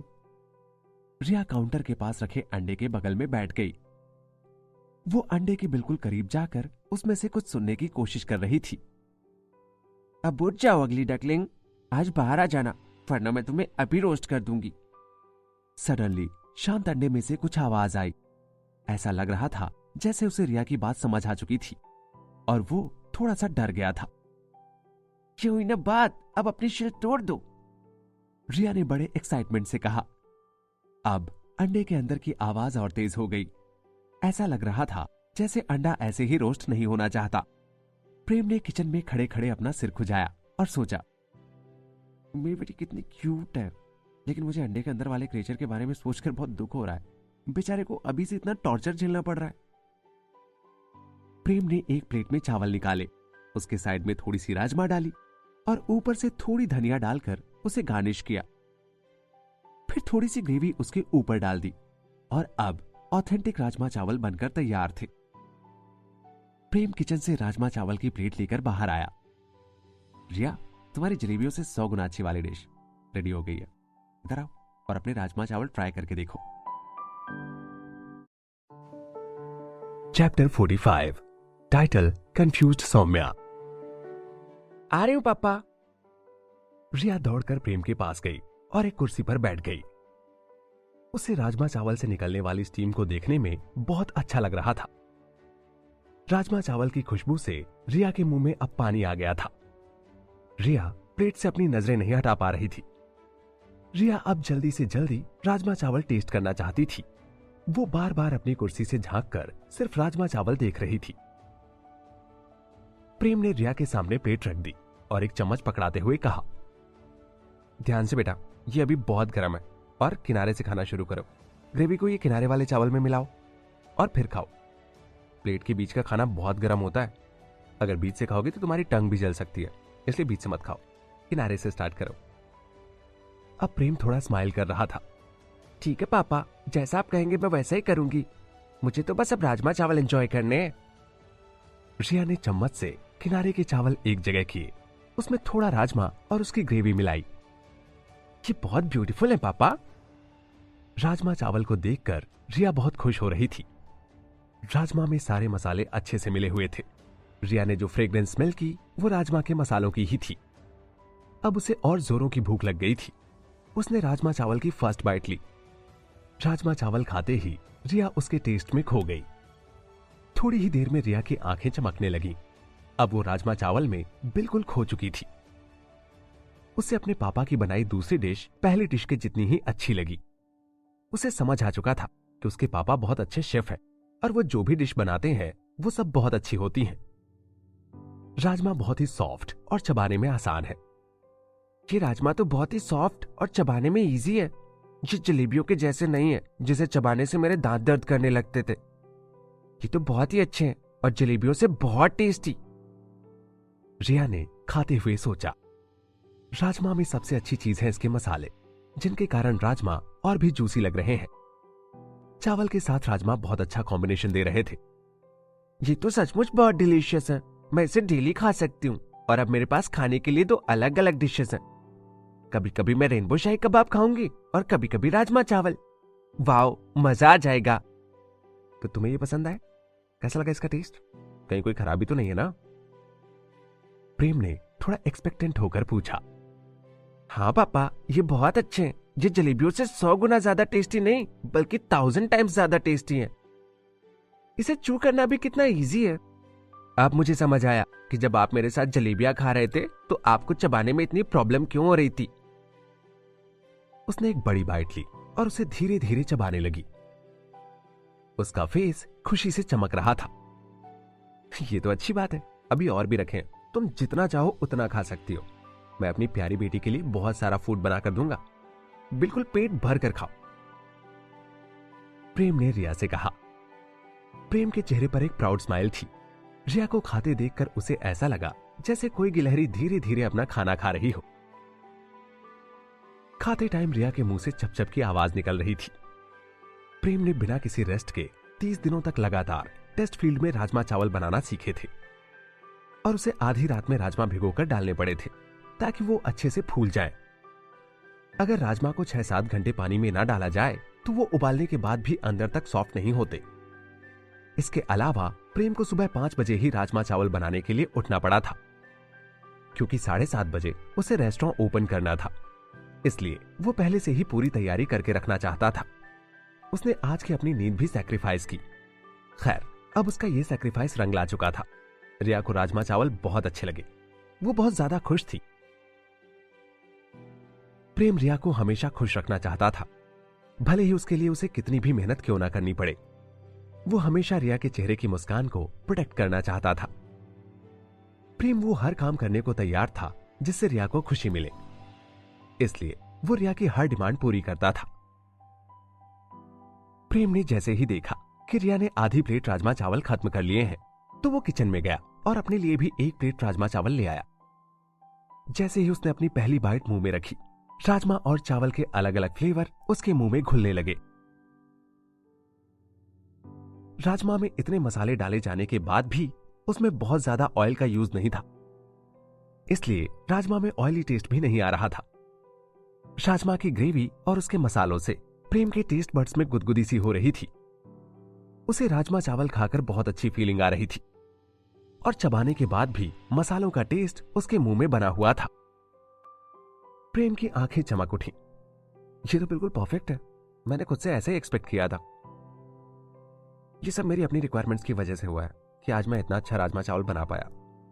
अगर मैंने अपनी मैगजीन में ये सब रिव्यूज नहीं लिखे होते तो सिस्टम मुझे कभी ऐसा मिशन नहीं देता और मैं कभी भी इतना टेस्टी राजमा चावल नहीं बना पाता। प्रेम ने एक बड़ी सी बाइट मुंह में रखते हुए सोचा। यह डिश शाही कबाब से बिल्कुल अलग थी। शाही कबाब के इंग्रेडिएंट्स सभी बिल्कुल बारीक काटे जाते थे और उसमें ग्रेवी का कोई रोल नहीं था। प्रेम को इस चेंज की बहुत जरूरत थी क्योंकि उसके कस्टमर्स एक ही टेस्ट की वजह से कभी ना कभी बोर जरूर होते और अगर उस टाइम प्रेम के पास कोई दूसरा ऑप्शन नहीं होता तो उसके कस्टमर्स कम भी हो सकते थे। पापा, मुझे एक प्लेट और चाहिए, रिया ने अपने हाथ साफ करते हुए कहा। उसने एक प्लेट राजमा चावल फिनिश कर लिए थे। अब उसका चेहरा एक्साइटमेंट से भर चुका था। प्रेम ने स्माइल करते हुए सिर हिलाया और कहा, ठीक है, मैं अभी तुम्हारे लिए एक प्लेट राजमा चावल लेकर आता हूं। इतना कहकर उसने अपनी प्लेट एक साइड में रखी। अब उसे एक प्लेट राजमा चावल और बनाने थे तो उसने अपने मन में सिस्टम से पूछा, सिस्टम, एक प्लेट राजमा चावल के इंग्रेडिएंट्स का प्राइस कितना है और क्या तुम मुझे राजमा की सब्जी स्टोर करने के लिए कोई अलग से बर्तन दे सकते हो जिसमें राजमा थोड़ा गर्म रहे, और अगर पॉसिबल हो तो हर टेबल पर टिश्यू पेपर रख दो जिसमें रेस्टोरेंट का नाम हो और ट्रेडमार्क के तौर पे रिया का फोटो प्रिंट कर सकते हो। और हाँ, चिंता मत करो, मैं तुम्हें पे करूंगा इसके लिए। ये इंग्रेडिएंट्स बहुत अच्छे से उगाए गए हैं और इनमें काफी मेहनत लगी है। इनकी खेती यहाँ से बहुत दूर एक गांव में होती है। सिस्टम ने जैसे ही सभी इंग्रेडिएंट्स के ओरिजिन बताना शुरू किए, प्रेम ने उसे रोका। अरे रुको, मैं ये सब नहीं सुनना चाहता। इनका ओरिजिन बहुत ही कमाल का है और ये सभी बहुत रेयर है। साथ ही साथ तुम इन सभी इंग्रेडिएंट्स को बहुत हाई प्राइस में बेचना चाहते हो। मुझे बस तुम इनकी प्राइस बताओ, बाकी चीजों से मुझे कोई मतलब नहीं है। तुम्हारी बातों में टाइम वेस्ट करने लायक मेरे पास टाइम भी तो नहीं है, इसलिए सीधे मुद्दे पर आओ और मुझे इंग्रेडिएंट्स की प्राइस बताओ। प्रेम ने सिस्टम को बीच में ही इंटरप्ट करते हुए कहा। प्रेम को अभी कुछ ही देर में रेस्टोरेंट ओपन करना था, इसलिए उसके पास सिस्टम की लंबी चौड़ी बातें सुनने का टाइम नहीं था। थोड़ी देर तक एक सन्नाटा छाया रहा और कुछ देर के बाद सिस्टम ने कहा, राजमा चावल के इंग्रेडिएंट्स का कॉस्ट है 80 कॉपर के सिक्के। अगर तुम्हें बहुत सारे कस्टमाइज्ड टिश्यू पेपर चाहिए तो मैं एक पैकेट टिश्यू पेपर का 10 कॉपर के सिक्के चार्ज करूंगा। 10 कॉपर के सिक्के? शायद तुम मजाक कर रहे हो। मैं तुम्हें 5 कॉपर के सिक्के दूंगा। प्रेम ने सिस्टम को छेड़ने के अंदाज में कहा। इंग्रेडिएंट्स अपने रेट के हिसाब से काफी वर्दी थे, लेकिन प्रेम एक पैकेट टिश्यू पेपर के लिए 10 कॉपर के सिक्के नहीं पे करना चाहता था। सिस्टम ने जवाब दिया, अच्छा तो 8 कॉपर के सिक्के कैसे रहेंगे? प्रेम ने काम होकर फिर सिस्टम से कहा, 4 कॉपर के सिक्के ठीक रहेंगे। और सिस्टम ने 5 कॉपर के सिक्कों में डील क्लोज की। फिर उसने आगे बोला, टिश्यू पेपर बन रहे हैं, सभी टिश्यू पेपर 5 मिनट में तैयार हो जाएंगे। अब प्रेम सोच रहा था, भले ही मुझसे बहुत अच्छे से बार्गेनिंग नहीं आती, लेकिन इसका मतलब ये नहीं कि मैं बार्गेनिंग जानता ही नहीं। एक प्लेट राजमा चावल के इंग्रेडिएंट्स का कॉस्ट 80 कॉपर के सिक्के प्लस उनको स्टोर करने और टिश्यू पेपर के 5 सिक्के जोड़कर 85 सिक्के हो जाते हैं। तो अगर मैं एक प्लेट राजमा चावल 300 सिक्कों में बेचता हूं तो शाही कबाब के कंपैरिजन में ये ज्यादा एक्सेप्टेबल होंगे और लोग इन्हें खाना भी पसंद करेंगे क्योंकि ये सस्ते हैं। प्रेम ने राउंड फिगर्स इसलिए चूज किए ताकि रिया को कैलकुलेशन में कोई प्रॉब्लम ना हो। रिया छोटी छोटी बातों पर डिसअपॉइंट हो जाती है और फिर उसे मनाने में बहुत देर लगती है, इसलिए ऐसा काम ही क्यों करना कि रिया डिसअपॉइंटेड हो। प्रेम ने अपने मन में हिसाब लगाया, एक प्लेट राजमा चावल से मैं 215 कॉपर के सिक्के कमाऊंगा और मैं एक बार में 16 लोगों के लिए राजमा चावल उबाल सकता हूं। उस हिसाब से टोटल 3440 कॉपर के सिक्के कमा सकता हूं। अगर वो सुबह ही 64 प्लेट्स राजमा चावल बेचता है तो उसके पास 13,760 कॉपर के सिक्के होंगे। शायद ये पैसे कमाने का शाही कबाब से भी ज्यादा तेज तरीका होगा। प्रेम ने एक प्लेट राजमा चावल रिया के सामने जाकर रखे, जो बहुत देर से राजमा चावल का वेट कर रही थी। फिर वापस वो किचन में गया और राजमा को गर्म करने लगा। उसे पता था कि उसका रेस्टोरेंट अब खुलने ही वाला है, तो ये सब वेस्ट नहीं जाएगा। अब 7:30 बज चुके थे। वो टिश्यू पेपर बनने का वेट कर रहा था और उनकी क्वालिटी चेक करना चाहता था। रेस्टोरेंट के बाहर सौम्या खड़ी होकर रेस्टोरेंट को घूर रही थी। उसने लाइट ग्रे कलर की लिनन कॉटन की ड्रेस पहनी थी। एक व्हाइट सिल्क की स्कार्फ उसके कंधों पर डला था जिस पर गोल्डन कलर के लिली फ्लावर्स की एम्ब्रॉयडरी थी। उसके लंबे काले बाल थे और वो बहुत ब्यूटीफुल लग रही थी। शायद मुझे ठीक से याद नहीं या मुझसे कोई गलती हो गई है, रिया तो यहीं रहती थी शायद। सौम्या ने रेस्टोरेंट को देखते ही सोचा। रिया इस चौराहे के आखिरी घर में रहती थी और सौम्या को हथियार की दुकान का साइन बोर्ड अच्छे से याद था।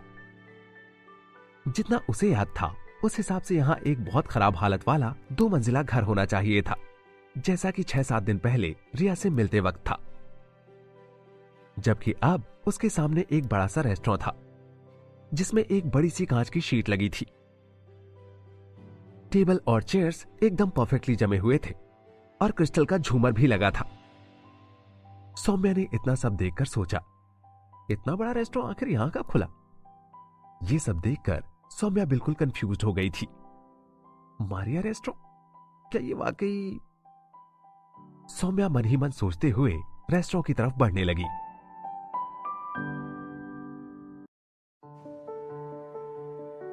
चैप्टर 46, टाइटल ये मेरे पापा है। टिश्यू पेपर का एक बैच रेडी हो चुका है। जब भी तुम उनका यूज करोगे तुम्हारे पैसे ऑटोमेटिकली कट जाएंगे, सिस्टम ने प्रेम से कहा। सिस्टम के ये कहते ही प्रेम की कुकिंग बेंच पर एक बॉक्स दिखा जिसका मेजरमेंट 15 सेंटीमीटर लंबा, 15 सेंटीमीटर चौड़ा और 20 सेंटीमीटर गहरा था। उसके अंदर सफेद रंग के टिश्यू पेपर रखे थे। प्रेम ने एक टिश्यू उठाकर उसकी क्वालिटी चेक की। टिश्यू पेपर के ऊपर मारिया रेस्टोरेंट लिखा था और रिया की फोटो भी बनी हुई थी। ड्राइंग बहुत क्लियर नहीं थी, लेकिन अगर कोई ध्यान से देखता तो बता सकता था कि रिया ही है, क्योंकि उसमें जो लड़की बनी थी वो एक छोटी ड्रेस पहनी हुई थी। उसके पैर छोटे थे और 2 छोटे छोटे बिल्कुल रिया के जैसे कान थे। सिस्टम, तुमने रिया के कान बहुत अच्छे बनाए और उसका फेस भी अच्छा बनाया, प्रेम ने सिस्टम से कहा और फिर मुड़कर रिया की तरफ देखा। रिया अभी भी अपनी टेबल पर बैठकर अपने राजमा चावल एंजॉय कर रही थी। रिया का पूरा ध्यान उसके राजमा चावल पर था। वो बस लगातार खाते जा रही थी और बिल्कुल भी रुकना नहीं चाहती थी। प्रेम रिया से कहना चाहता था कि उसके कानों के बारे में अब कोई उसका मजाक नहीं उड़ाएगा। उसके कान तो बहुत ही अच्छे हैं और वो इस गांव की सबसे सुंदर बच्ची है। और श्रुति ने भी तो उससे यही कहा था कि वो बड़े होकर उनसे भी ज्यादा ब्यूटीफुल होगी। इसलिए प्रेम चाहता था कि रिया के अंदर यही कॉन्फिडेंस हमेशा बना रहे। ये फोटो लगाना तो बस एक शुरुआत थी। प्रेम इस दुनिया के हर आधे बौने के लिए लड़ने को तैयार था। वो सभी आधे बौनों को उनके राइट्स दिलाने के लिए किसी से भी 2-2 हाथ करने को रेडी था। उन्हें भी बाकी लोगों के जैसे ही लाइफ एंजॉय करने का पूरा राइट था। यहां लोग उनके साथ इतना रेसिज्म करते हैं जैसे वो किसी और ही दुनिया से आए हो। आखिर प्यार करना कोई गुनाह तो नहीं है और प्यार तो किसी से भी हो सकता है। प्यार स्पीशी देखकर नहीं किया जाता, वो तो बस हो जाता है। प्रेम को इस बात का भरोसा था कि उसके टिश्यू में एक फोटो देखकर बहुत से लोगों की आंखें खुलेंगी और उनके अंदर से ये रेसिज्म वाली फीलिंग भी चली जाएगी। अचानक प्रेम को अंदर से थोड़ी बेचैनी हुई और उसे कुछ गर्म जैसा फील हुआ। शाही कबाब खाने से उसके मसल्स में सूदिंग वार्म करंट दौड़ता था, लेकिन राजमा चावल को खाने के बाद उसका एक्साइटमेंट लेवल बढ़ चुका था। उसे ऐसा लग रहा था जैसे उसका ब्लड अंदर ही अंदर बॉयल हो रहा हो। उसके अंदर बहुत गर्मी बढ़ रही थी और उसका ब्लड फ्लो भी बहुत ज्यादा बढ़ चुका था। उसे अंदर से बहुत ज्यादा एक्साइटमेंट फील हो रही थी। सिस्टम, क्या तुमने मुझे कोई ड्रग खिला दिया है जिसका मुझे पता भी नहीं चला? तुम मेरी इंसल्ट कर रहे हो। ये सभी इंग्रेडिएंट्स बहुत अच्छी क्वालिटी के हैं। ये सभी ऑर्गेनिक प्रोडक्ट्स हैं। उनमें कुछ भी ऐसा अजीब सा चीज नहीं मिलाया गया है, सिस्टम ने प्रेम को समझाते हुए कहा। प्रेम को सिस्टम की बात पर बिलीव नहीं हुआ। तो फिर मुझे ये हो क्या रहा है? राजमा चावल खाने से मेरे अंदर इतना एक्साइटमेंट क्यों आ रहा है? और ये तो लाइफ एनर्जी वाले चावल भी नहीं है, तो फिर इन राजमा चावल में ऐसा क्या अजीब है? थोड़ी ही देर में प्रेम कंफर्टेबल हुआ। उसके भीतर बहुत तेजी से ब्लड फ्लो हो रहा था, इसलिए वो इस सडन चेंज को लेकर थोड़ा वरीड था। तुमने पहले मुझे अपनी बात पूरी नहीं करने दी थी, ये उसी का रिजल्ट है। तुम इन इंग्रेडिएंट्स की इनहेरेंट प्रॉपर्टीज के बारे में कुछ भी नहीं जानते। अगर तुमने सब ढंग से सुन लिया होता तो तुम पहले से प्रिपेयर होते, लेकिन तुम्हारे पास उस वक्त मेरी बात सुनने का टाइम तक नहीं था। तुम्हें मेरी बातें उस टाइम बकवास लग रही थी।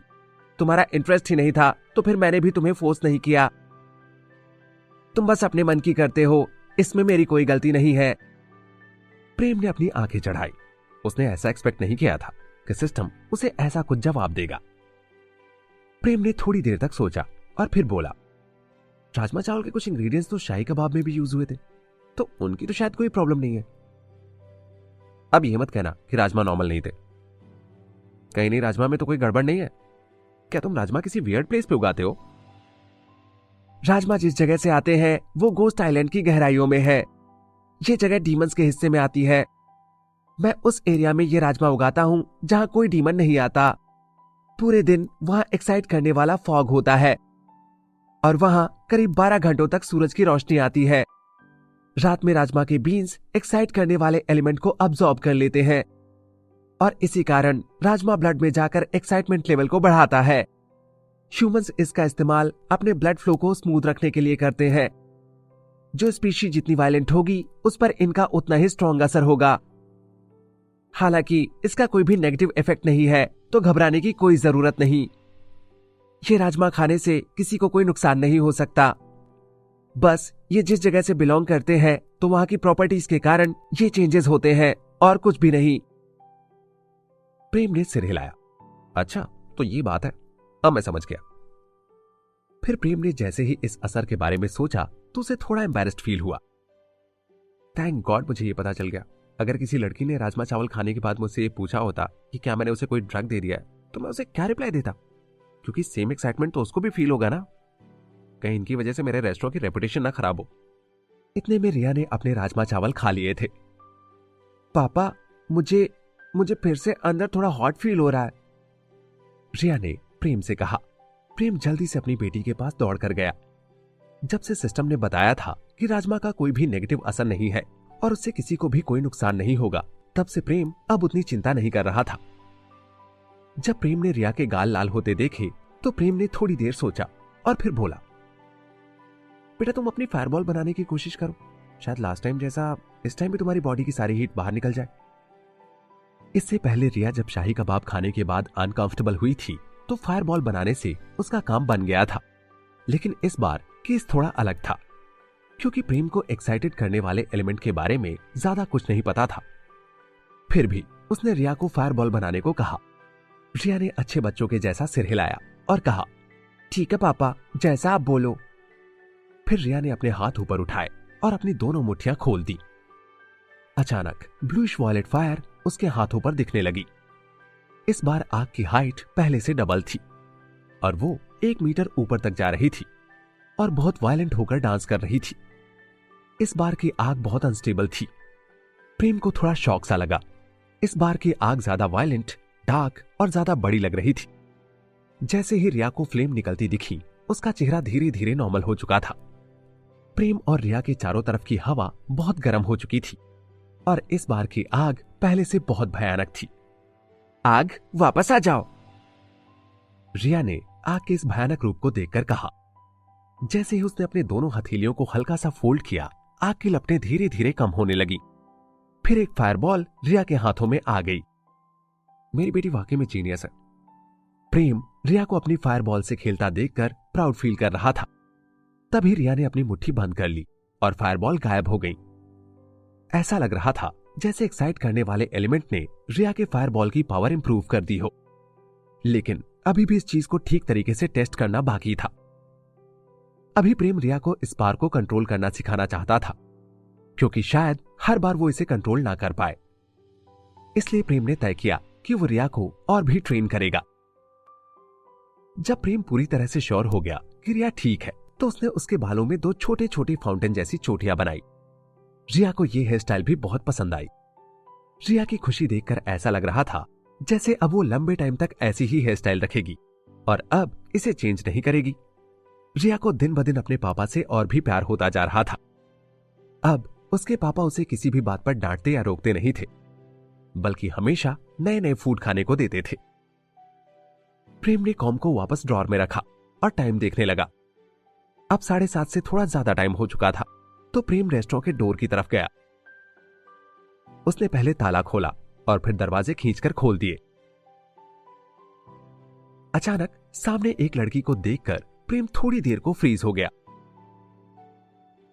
उस लड़की की एज करीब 20 साल होगी और उसकी हाइट मीडियम थी। वो थोड़ा स्लिम थी और लाइट ग्रे कॉटन की ड्रेस पहने थी। उसके कंधों पर व्हाइट सिल्की स्कार्फ था जिस पर गोल्डन लिली फ्लावर की एम्ब्रॉयडरी थी। उसके काले लंबे बाल बिल्कुल सीधे, उसका चेहरा बिल्कुल प्रिटी और उसकी डीप आईज एक्स्ट्रा ब्राइट थी। वो एक आर्टिस्ट के जैसी दिख रही थी। ऐसा लग रहा था जैसे दरवाजा खुलने के पहले वो बस नॉक ही करने वाली थी। उसका हाथ आधे में ही रुक गया था। जैसे ही उसने प्रेम की तरफ देखा, वो अपना हाथ वापस करके थोड़ा एम्बैरेस्ड फील करने लगी। गुड मॉर्निंग, क्या यार यहाँ रहती है? उसने बहुत जेंटल होकर प्रेम से पूछा। सौम्या ने जब प्रेम को देखा तो वो थोड़ी शॉक्ड हो गई और सोचने लगी, आखिर ये कौन है? इसने बहुत साफ और इतने अच्छे कपड़े पहने, ये यहाँ क्या कर रहा है? क्या इसने रिया का घर हड़प के यहाँ एक रेस्टोरेंट खोल लिया है? सौम्या के दिमाग में बहुत कुछ परेशान करने वाले ख्याल आने लगे थे। भले इस गांव को मंदिर वाले लोग चलाते हैं, लेकिन यहाँ बहुत सी शैतानी हरकतें होती है जो इतने चोरी छुपे होती हैं कि देवी मंदिर वाले भी उसके बारे में कुछ नहीं कर सकते। सौम्या मैम, आप आज यहाँ कैसे आई? रिया ने जैसे ही सौम्या की आवाज सुनी, वो प्रेम के बोलने के पहले ही पीछे से बोल पड़ी। रिया दौड़कर प्रेम की तरफ आई और उसके हाथ के नीचे से निकलकर अपनी सौम्या मैम को देखने लगी। उसकी आंखें खुशी से भर गई थी। फिर उसने प्रेम के एप्रन को पकड़ते हुए बड़े प्राउड से कहा, ये मेरे पापा हैं और ये कुकिंग में बहुत अच्छे हैं।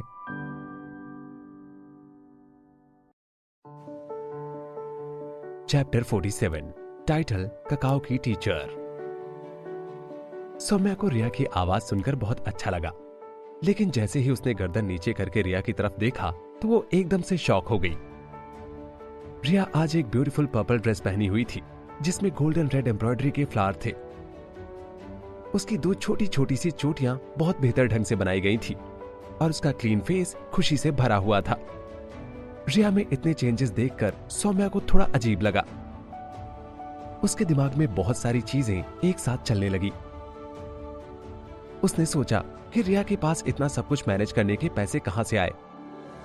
कुछ दिन के पहले तक तो इन लोगों के पास स्कूल की फीस भरने तक के पैसे नहीं थे और अब रिया इतने अच्छे कपड़े पहनकर घूम रही है। रिया पहले बहुत ही मैले और पुराने कपड़े पहना करती थी और हमेशा मेसी हेयर्स में घूमती थी।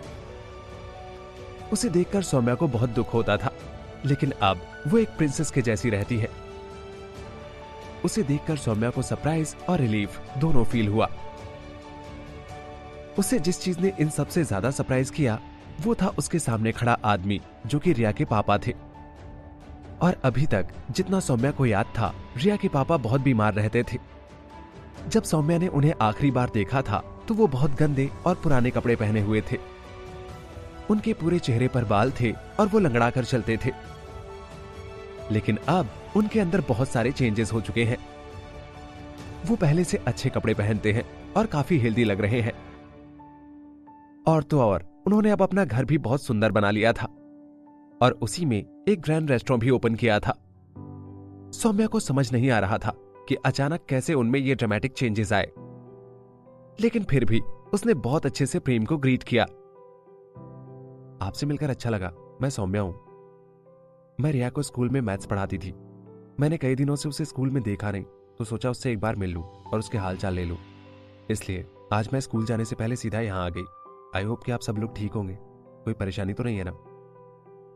एक्चुअली मुझे रिया की बहुत परवाह होती रहती है। वो पहले बहुत सहमी सहमी रहती थी। सौम्या ने स्माइल करते हुए कहा, आपसे भी मिलकर अच्छा लगा मैम। प्रेम ने भी स्माइल करते हुए सौम्या को ग्रीट किया। मेरा नाम प्रेम है और मैं रिया का पापा हूं। आपने जो कुछ भी रिया के लिए किया है उसके लिए आपका बहुत बहुत शुक्रिया। जब मेरी तबीयत ठीक नहीं थी तब आपने रिया का ख्याल रखा था, उसे मैथ सिखाई और उसकी बहुत देखभाल की। मैं इसका एहसान कभी नहीं चुका पाऊंगा। प्रेम को सौम्या बहुत एक्टिव और प्रेजेंटेबल लगी, जो कि प्रेम को काफी पसंद आया। किसी भी अनजान से मिलते टाइम इतना एक्टिव होना और दूरी बनाकर रखना बहुत जरूरी है। रिया ने प्रेम को सौम्या के बारे में पहले ही सारी बात बता दी थी कि उसकी मैम है और उसके गांव ककाओ के स्कूल में पढ़ाती हैं। इन्होंने हमेशा रिया को बहुत अच्छे से ट्रीट किया। इसके साथ साथ रिया को मैथ्स भी इन्होंने ही सिखाई थी। फीस ना भर पाने के कारण जब सारे टीचर्स रिया को क्लास से बाहर निकाल देते थे और हाथ ऊपर करके खड़ा कर देते थे, तब सौम्या मैम ही उसे अपने क्लास में बैठने देती थी। वो रिया के बाल भी बना देती थी और उसे कभी कभी कुछ खाने को भी दिया करती थी। ऐसा कहना गलत नहीं होगा कि जब महेंद्र प्रताप लगभग मरने की नौबत पर था तो सौम्या ही उसकी बेटी का ख्याल रखती थी।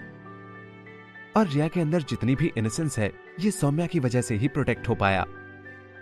महेंद्र प्रताप ने भले ही कभी सौम्या से डायरेक्टली बात ना की हो, लेकिन प्रेम ने उन सभी लोगों के बारे में अच्छी रिसर्च कर ली थी जो किसी भी वजह से रिया के कांटेक्ट में थे। हालांकि ये सब बहुत डिटेल में नहीं था, लेकिन इतनी डिटेल्स जरूर थी कि कौन इंसान रिया के लिए डेंजरस है और कौन नहीं, कौन उसकी परवाह करता है और कौन उसे चिढ़ाता है। सौम्या का जन्म शायद कल्चरी राज्य के किसी अच्छे परिवार में हुआ होगा, लेकिन अब वो ककाओ गांव में एक टीचर थी। It's my pleasure. मुझे ये देखकर खुशी हुई कि रिया एकदम सही है। सौम्या ने एक स्माइल के साथ रिया के बालों में हाथ फेरते हुए कहा। रिया को देखने के बाद सौम्या अब पूरी तरह निश्चिंत हो चुकी थी। रिया की स्माइल एकदम सिंसियर और जेंटल थी, बिल्कुल उसकी मां के जैसी। सौम्या मैम, आप बिल्कुल भी चिंता मत कीजिए, मैं एकदम अच्छी हूँ। मेरे पापा ने मेरे लिए एक बड़ा सा घर बनाया है और अब वो मुझे शाही कबाब और राजमा चावल बनाकर खिलाते हैं। मेरे पापा बहुत अच्छे हैं और मुझे हर चीज में बहुत सपोर्ट करते हैं। रिया ने स्माइल के साथ सौम्या से कहा। फिर रिया ने अपना हाथ बढ़ाकर सौम्या की एक उंगली पकड़ी। पापा, क्या आप सौम्या मैम के लिए एक प्लेट रेनबो शाही कबाब बना देंगे प्लीज? रिया ने प्रेम की तरफ देखकर कहा। प्रेम ने स्माइल करते हुए सिर हिलाया। हाँ हाँ, क्यों नहीं। फिर उसने सौम्या की तरफ देखा और कहा, मैम आप प्लीज अंदर आ जाइए।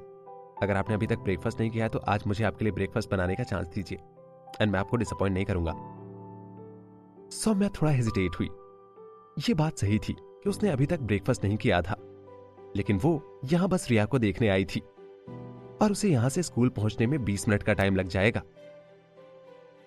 अगर वो यहां रुककर कुछ खाती है तो उसे स्कूल पहुंचने में लेट हो जाएगा। सौम्या ने रिया को देखा तो उसे समझ आया कि रिया वाकई चाहती है कि वो उसके पापा के बनाए शाही कबाब खाकर देखें।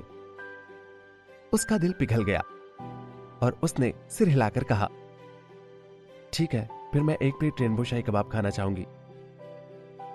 प्लीज आप अंदर आ जाइए। प्रेम दरवाजे से हटकर थोड़ा साइड में खड़ा हो गया ताकि सौम्या अच्छे से अंदर आ सके। सौम्या ने बहुत जेंटल होकर सिर हिलाया और प्रेम को थैंक यू कहा। फिर वो रिया का हाथ पकड़कर रेस्टोरेंट के अंदर आई। उसे बहुत अच्छा और कंफर्टेबल फील हो रहा था क्योंकि प्रेम ने उसके लिए दरवाजा खोला था। प्रेम के चेहरे पर एक काइंड स्माइल थी और वो उससे काफी दूरी बनाकर खड़ा था। सौम्या जब से इस गांव में आई थी उसने प्रेम के जैसा जेंटलमैन अभी तक नहीं देखा था। प्रेम ने अंदर आने के पहले वरुण की शॉप पर नजर दौड़ाई। उसकी शॉप ओपन थी, लेकिन वो अभी तक ब्रेकफास्ट करने प्रेम के रेस्टोरेंट नहीं आया था। प्रेम को इस बात से थोड़ा सरप्राइज फील हो रहा था। वरुण हमेशा उसके रेस्टोरेंट के गेट खुलने के पहले ही रेस्टोरेंट के सामने आकर खड़ा हो जाता था, लेकिन आज वो कहीं भी नहीं दिख रहा था। फिर प्रेम रेस्टोरेंट के अंदर आ गया।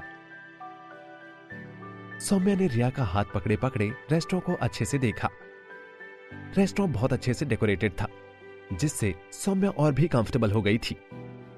दीवार पर लगी सारी पेंटिंग्स बहुत अच्छी थी। सारी टेबल और कुर्सी अच्छी तरह से जमी हुई थी। रेस्टोरेंट का हर सामान बिल्कुल अपनी सही जगह पर था।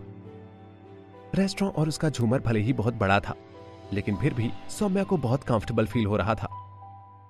उसे ऐसा बिल्कुल नहीं लग रहा था कि इतनी साधारण होने के बाद भी वो इतने बड़े रेस्टोरेंट में क्या कर रही है। इसके पहले सौम्या कभी इतने बड़े रेस्टोरेंट में नहीं गई थी, क्योंकि इतना अच्छा रेस्टोरेंट तो पूरे राज्य में कहीं नहीं था। वो जाकर एक टेबल पर बैठ गई। मैं एक प्लेट रेनबो शाही कबाब खाना चाहूंगी, जो रिया रिकमेंड कर रही थी। प्लीज आप यही बना दीजिए। सौम्या ने प्रेम की तरफ देखकर कहा। प्रेम ने स्माइल करते हुए सिर हिलाया और कहा, ठीक है, आप थोड़ी देर वेट कीजिए। प्रेम ने किचन में जाते वक्त रिया की तरफ स्माइल करते हुए देखा। रिया अब सौम्या के सामने जाकर बैठ गई थी। सौम्या मैम, मेरे पापा के शाही कबाब वाकई में बहुत अच्छे हैं। आप जब खाओगी ना तो आप भी समझ जाओगी कि मैं ऐसा क्यों बोल रही हूं। रिया ने सौम्या को देखते हुए कहा। रिया अपने हाथ अपनी चिन पर रखकर सौम्या को थोड़ा सीरियस होकर देख रही थी। सौम्या ने स्माइल करते हुए सिर हिलाया। मुझे तुम पर पूरा भरोसा है रिया, तुम जो कह रही हो वो बिल्कुल सही होगा। अगर तुम कह रही हो कि तुम्हारे पापा के शाही कबाब बहुत अच्छे हैं तो वाकई में वो बहुत अच्छे होंगे। सौम्या ने पास रखे मेन्यू को बहुत क्यूरियोसिटी के साथ देखा। मेन्यू का कवर बहुत ही सॉफ्ट था। जैसे ही सौम्या ने मेन्यू खोला वो थोड़ी देर के लिए एकदम फ्रीज हो गई। इतने बड़े मेन्यू में बस एक ही डिश लिखी हुई थी, शाही कबाब। सौम्या ने धीमी आवाज में कहा और सोचा, शायद ये वही रेनबो शाही कबाब है जिनके बारे में रिया कह रही थी। लेकिन ये शाही कबाब होते क्या है और इनमें कौन कौन से इंग्रेडिएंट्स यूज किए जाते हैं, कहां की डिश है ये? फिर सौम्या ने मेन्यू में शाही कबाब की प्राइस देखी और वो चौंक गई। 600 कॉपर के सिक्कों में एक प्लेट। उसे नहीं पता था कि ये शाही कबाब या रेनबो शाही कबाब क्या होते हैं, लेकिन इनकी प्राइस बहुत ज्यादा थी। इतने पैसों में तो एक आम परिवार बहुत दिनों तक खाना खा सकता था। सौम्या को ककाओ गांव के स्कूल में पढ़ाने के हर महीने बस 30 सोने के सिक्के ही मिलते थे। उसे अपने घर से 100 सोने के सिक्के और भी मिलते थे, लेकिन नॉर्मली वो ये पैसे अपने ऊपर खर्च नहीं करती थी। ककाओ गांव में ऐसे बहुत से बच्चे थे जिनके पास खाने तक का पैसा नहीं था, तो सौम्या अपने एक्स्ट्रा पैसों से इन बच्चों को फूड प्रोवाइड करती थी। सौम्या को एक डिश पर 600 कॉपर के सिक्के खर्च करना बिल्कुल भी ठीक नहीं लगा। उसकी नजरों में पैसे बस उतने ही खर्च करने चाहिए जितनी एक इंसान की जरूरत हो, क्योंकि कुछ लोगों के पास जरूरत पूरी करने के लिए भी पैसे नहीं होते। ऐसे में अपने शौक के लिए पैसे उड़ाना अच्छी बात नहीं होती। फिर भी रिया के एक्सपेक्टेंट फेस को देखकर और प्रेम के फोकस को देखकर उसने स्माइल करते हुए मेन्यू बंद किया, क्योंकि वो ऑलरेडी ऑर्डर प्लेस कर चुकी थी। उसने मेन्यू बंद करके सोचा, इनकी मेन्यू में बस एक ही डिश है और उसका प्राइस भी इतना हाई है। ये देखकर तो लगता है कि इनका रेस्टोरेंट अभी अभी खुला है और शायद मैं इनकी पहली कस्टमर हूं। ये लोग एक नई लाइफ की शुरुआत कर रहे हैं, तो मुझे एक प्लेट खरीदकर इनकी थोड़ी मदद करनी चाहिए। हालांकि शाही कबाब बहुत महंगे हैं, तो सौम्या बस एक प्लेट शाही कबाब ही अफोर्ड कर सकती थी। थोड़ी देर बाद प्रेम किचन से बाहर आया। उसके हाथ में शाही कबाब की प्लेट थी। उसने बहुत जेंटल वे में प्लेट सौम्या के सामने रखी। आपके रेनबो शाही कबाब रेडी है। आप चाहें तो बस इन्हें शाही कबाब भी कह सकती हैं। ये रेनबो वर्ड तो मेरी बेटी ने इनमें ऐड किया है, क्योंकि ये बहुत कलरफुल है। आप एंजॉय कीजिए मैम। प्रेम ने प्लेट रखने के बाद सौम्या से कहा,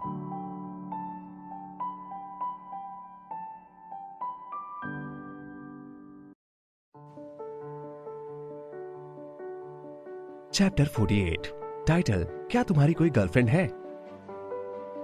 प्रेम ने शाही कबाब लाकर सौम्या की टेबल पर रख दिया था। सौम्या ने जैसे ही शाही कबाब की प्लेट देखी, उसकी आंखें चमक उठी। शाही कबाब को देखकर सौम्या को बहुत अच्छी फीलिंग आने लगी और अब उसे अपने ऑर्डर पर कोई रिग्रेट नहीं था। जैसे ही उसने पहली बार शाही कबाब देखे, उसके मुंह से अचानक निकल पड़ा, ये कितनी ब्यूटीफुल है। सौम्या थोड़ी क्यूरियस होकर सोचने लगी, इतने छोटे छोटे पीसेस काटने के लिए इसके पापा को कितने अच्छे से कटिंग स्किल्स की प्रैक्टिस करनी पड़ी होगी ना। ऐसे स्किल्स तो स्टेट में शादी किसी के पास होंगे, और ऐसी स्किल मास्टर करने में तो कई महीने लग जाते हैं। ये सारे पीसेस तो बिल्कुल चावल के दानों जितने छोटे छोटे कटे हैं। इतनी बारीकी से काम करने के बाद भी इन्होंने इतनी जल्दी शाही कबाब रेडी किए। इन्हें देखकर लगता है जैसे इन सारे इंग्रेडिएंट्स को एक साथ उबाला गया है। लेकिन इन लोगों ने ऐसी डिश आखिर बनाई कैसे? शाही कबाब की फ्रेग्रेंस धीरे धीरे सौम्या की नाक में जा रही थी और उसके मुंह में पानी आ रहा था। सौम्या मैम, आप प्लीज इन्हें ट्राई करके देखिए, ये आपको वाकई बहुत पसंद आएंगे। मेरे पापा जैसी डिश कोई नहीं बना सकता। रिया ने सौम्या को देखकर बहुत सॉफ्टली कहा और उसका चेहरा एक्सपेक्टेशन से भर गया। प्रेम भी चुपचाप खड़े होकर सौम्या को देख रहा था। वो चाहता था कि सौम्या को उसका शाही कबाब पसंद आए। ठीक है, मैं ट्राई करके बताती हूँ कि तुम्हारे पापा के शाही कबाब मुझे कैसे लगे। सौम्या ने स्माइल करते हुए कहा। उसने फोक उठाया और एक कबाब उसमें लगाकर अपने मुंह में रखा। फिर वो एकदम से शाही कबाब के टेस्ट में खो गई। वो शाही कबाब से अपना ध्यान नहीं हटा पा रही थी। शाही कबाब मुंह में जाते ही अपना कमाल दिखाने लगा। सौम्या के दिमाग में अब बस शाही कबाब का टेस्ट दौड़ रहा था। शाही कबाब बाकी डिशेस जैसे नहीं थे। बाकी डिशेस को अगर पानी में बॉईल करके बनाओ तो उनका टेस्ट बहुत फीका हो जाता है, लेकिन शाही कबाब के साथ ऐसा कुछ भी नहीं था। सौम्या को समझ भी नहीं आ रहा था कि प्रेम ने ये शाही कबाब आखिर कैसे बनाए। अगर उन्हें बॉईल नहीं किया तो वो इतने अच्छे से मिक्स कैसे हुए। सारे इंग्रेडिएंट्स अपनी प्रॉपर्टीज मेंटेन किए हुए थे, क्रिस्प, सॉफ्ट और टेस्टी। हर इंग्रेडिएंट का टेस्ट एक दूसरे से बिल्कुल डिफरेंट आ रहा था। फिर भी सभी इंग्रेडिएंट्स एक दूसरे में बहुत अच्छे से ब्लेंड हो चुके थे। सौम्या ने इसके पहले कभी ऐसा कोई फूड टेस्ट नहीं किया था और उसने कभी सोचा भी नहीं था कि कोई भी फूड इतना टेस्टी हो सकता है। उसे ऐसा लग रहा था जैसे उसने एक नई दुनिया में अपने कदम रख दिए हों। इतने टेस्टी शाही कबाब खाकर उसे लगा जैसे वो किसी और दुनिया की क्विजीन खा रही हो। जैसे ही उसने अपना पहला कबाब स्वैलो किया, कबाब का फ्लेवर खत्म होते ही उसकी बॉडी में एक वार्म करंट दौड़ने लगा, जिससे उसे अपने मसल्स बहुत सूदिंग फील होने लगे। उसे ऐसा लगा जैसे उसकी स्किन के सारे पोर्स ओपन हो गए हो और वो अब कंफर्टेबल होकर इंटॉक्सिकेट हो रहे हो। उसे अपनी बॉडी धीरे धीरे बहुत रिलैक्स्ड फील हो रही थी, जैसे कोई उसकी बॉडी को मसाज कर रहा हो। ये वाकई बहुत कमाल है। सौम्या अपने सामने रखे शाही कबाब को देखकर बस इतना ही सोच पा रही थी। उसने पूरे कल्चुरी स्टेट में इससे अच्छी डिश पहले कभी नहीं खाई थी। एक बाइट खाने के बाद ही वो बहुत अच्छा फील कर रही थी। वो खुद को एक बाइट और लेने से रोक नहीं पा रही थी। शाही कबाब के अंदर का एक एक इंग्रेडिएंट उसे अंदर तक फील हो रहा था, चाहे वो मटर जैसी छोटी सी चीज ही क्यों ना हो। ये फूड एकदम डिवाइन था। हर इंग्रेडिएंट का फ्लेवर उसके मुंह में घुल रहा था। अभी सौम्या के सेंस और उसके डीप रूटेड मैनर्स उससे कह रहे थे कि उसे बहुत ग्रेसफुली खाना चाहिए, लेकिन उसके हाथ इतने डिलीशियस फूड के आगे थे कि वो आउट ऑफ कंट्रोल हो रहे थे। अब उसे किसी भी चीज की कोई फिक्र नहीं रह गई थी। वो फोक में एक के बाद एक शाही कबाब लगाकर खा रही थी। उसका फोक बार बार प्लेट में टकराकर आवाज कर रहा था। अब सौम्या के सपोर्टिव होने वाले इंटेंशंस गायब हो चुके थे। उसे अब खुद पर हंसी आ रही थी और वो सोचने लगी, इन लोगों की इस बात की चिंता करने की कोई जरूरत तक नहीं है कि इतने डिलीशियस शाही कबाब खाने कोई आएगा भी या नहीं। इनके प्राइस भले बहुत हाई है, लेकिन इनके प्रोडक्ट की क्वालिटी इस पूरे स्टेट में सबसे अच्छी है। लेकिन सौम्या के हिसाब से प्राइस अभी भी काफी हाई थे, लेकिन ये वाकई वर्दी थे, क्योंकि रेस्टोरेंट का एनवायरनमेंट बहुत अच्छा और फूड उससे भी अच्छा था। इतना अच्छा डेकोरम मेंटेन करने के लिए वैसे भी इन लोगों को बहुत मेहनत करनी पड़ी थी। सौम्या इस गांव में अकेली रहती थी, इसलिए अगर वो ओकेजनली भी ये फूड खाने आती है तो उसे पैसों की कोई प्रॉब्लम नहीं होगी। प्रेम ने जब सौम्या को उसके शाही कबाब में बिल्कुल खो जाते देखा तो वो बहुत खुश हुआ। शायद ये हर एक कुक का सपना होता है कि उसका बनाया फूड उसके कस्टमर्स को बहुत अच्छा लगे। रिया भी बहुत खुश थी, जैसे उसने कोई अमेजिंग काम कर लिया हो। तभी फोक की प्लेट में टकराने की आवाज आई। सौम्या ने अपने खाली प्लेट की तरफ देखा और उसे रियलाइज हुआ कि उसने सब कुछ फिनिश कर लिया है। प्लेट इतनी साफ हो गई थी कि वो अपना फेस भी उसमें देख सकती थी। अब वो थोड़ा एम्बैरेस्ड फील कर रही थी। उसने कभी नहीं सोचा था कि वो अपनी प्लेट में से एक एक दाना तक खा लेगी। उसे सबसे ज्यादा सरप्राइजिंग ये लगा कि जैसे ही उसने एक प्लेट शाही कबाब फिनिश किए, उसे ऐसी फील आ रही थी जैसे उसने एक कंफर्टेबल हॉट बाथ लिया हो। सौम्या मैम, क्या आपको मेरे पापा के बनाए शाही कबाब पसंद आए? रिया ने सौम्या से पूछा। सौम्या अभी अपने पॉकेट में से एक रुमाल निकालकर अपना मुंह पोंछ रही थी। सौम्या ने हाँ में सिर हिलाया और कहा, हाँ ये तो बहुत डिलीशियस है। तुम्हारे पापा के रेनबो शाही कबाब बहुत अच्छे हैं। फिर उसने अपना सिर ऊपर किया और प्रेम को देखते हुए बोली, आपका फूड बहुत स्पेशल और टेस्टी है। प्रेम ने सौम्या को थैंक यू कहकर जवाब दिया। प्रेम को फील हुआ कि अब सौम्या पहले से काफी कंफर्टेबल हो चुकी है।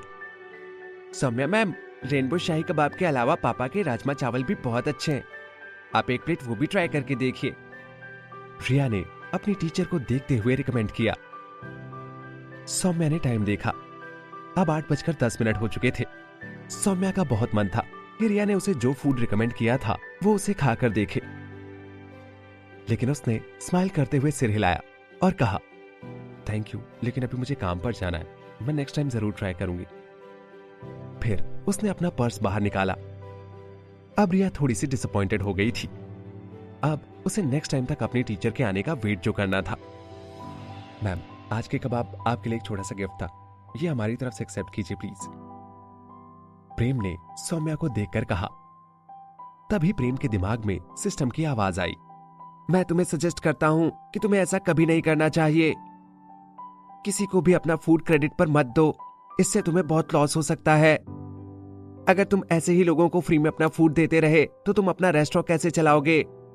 प्रेम ने सिस्टम से पूछा, क्या तुम्हारी कोई गर्लफ्रेंड है? सिस्टम ने तुरंत कोई जवाब नहीं दिया। फिर थोड़ी देर बाद बोला, मुझे गर्लफ्रेंड की कोई जरूरत नहीं है। हाँ, सही कहा तुमने, तुम बहुत कंजूस हो। गर्लफ्रेंड की बात तो छोड़ो, तुम्हारे तो कोई फ्रेंड भी नहीं होंगे। प्रेम ने सिस्टम को जवाब में कहा। फिर उसने सौम्या को देखकर सिस्टम को समझाया, इन्होंने रिया का बहुत ख्याल रखा है, या मैं एक प्लेट शाही कबाब अपनी तरफ से भी ऑफर नहीं कर सकता। खैर, तुम्हारी तो कोई गर्लफ्रेंड भी नहीं है, तुम क्या समझोगे कि लड़कियों को कैसे ट्रीट किया जाता है? तुम अपनी सब्जियां बेचने पर ही अपना ध्यान लगाओ। ये मेरा रेस्टोरेंट है और इसे कैसे चलाना है इट्स माय रिस्पॉन्सिबिलिटी। और हाँ, मेरे बिजनेस में अपनी नाक मत घुसाया करो, अपने काम से काम रखो, समझे? प्रेम के दिमाग में एक लंबा सन्नाटा छा गया।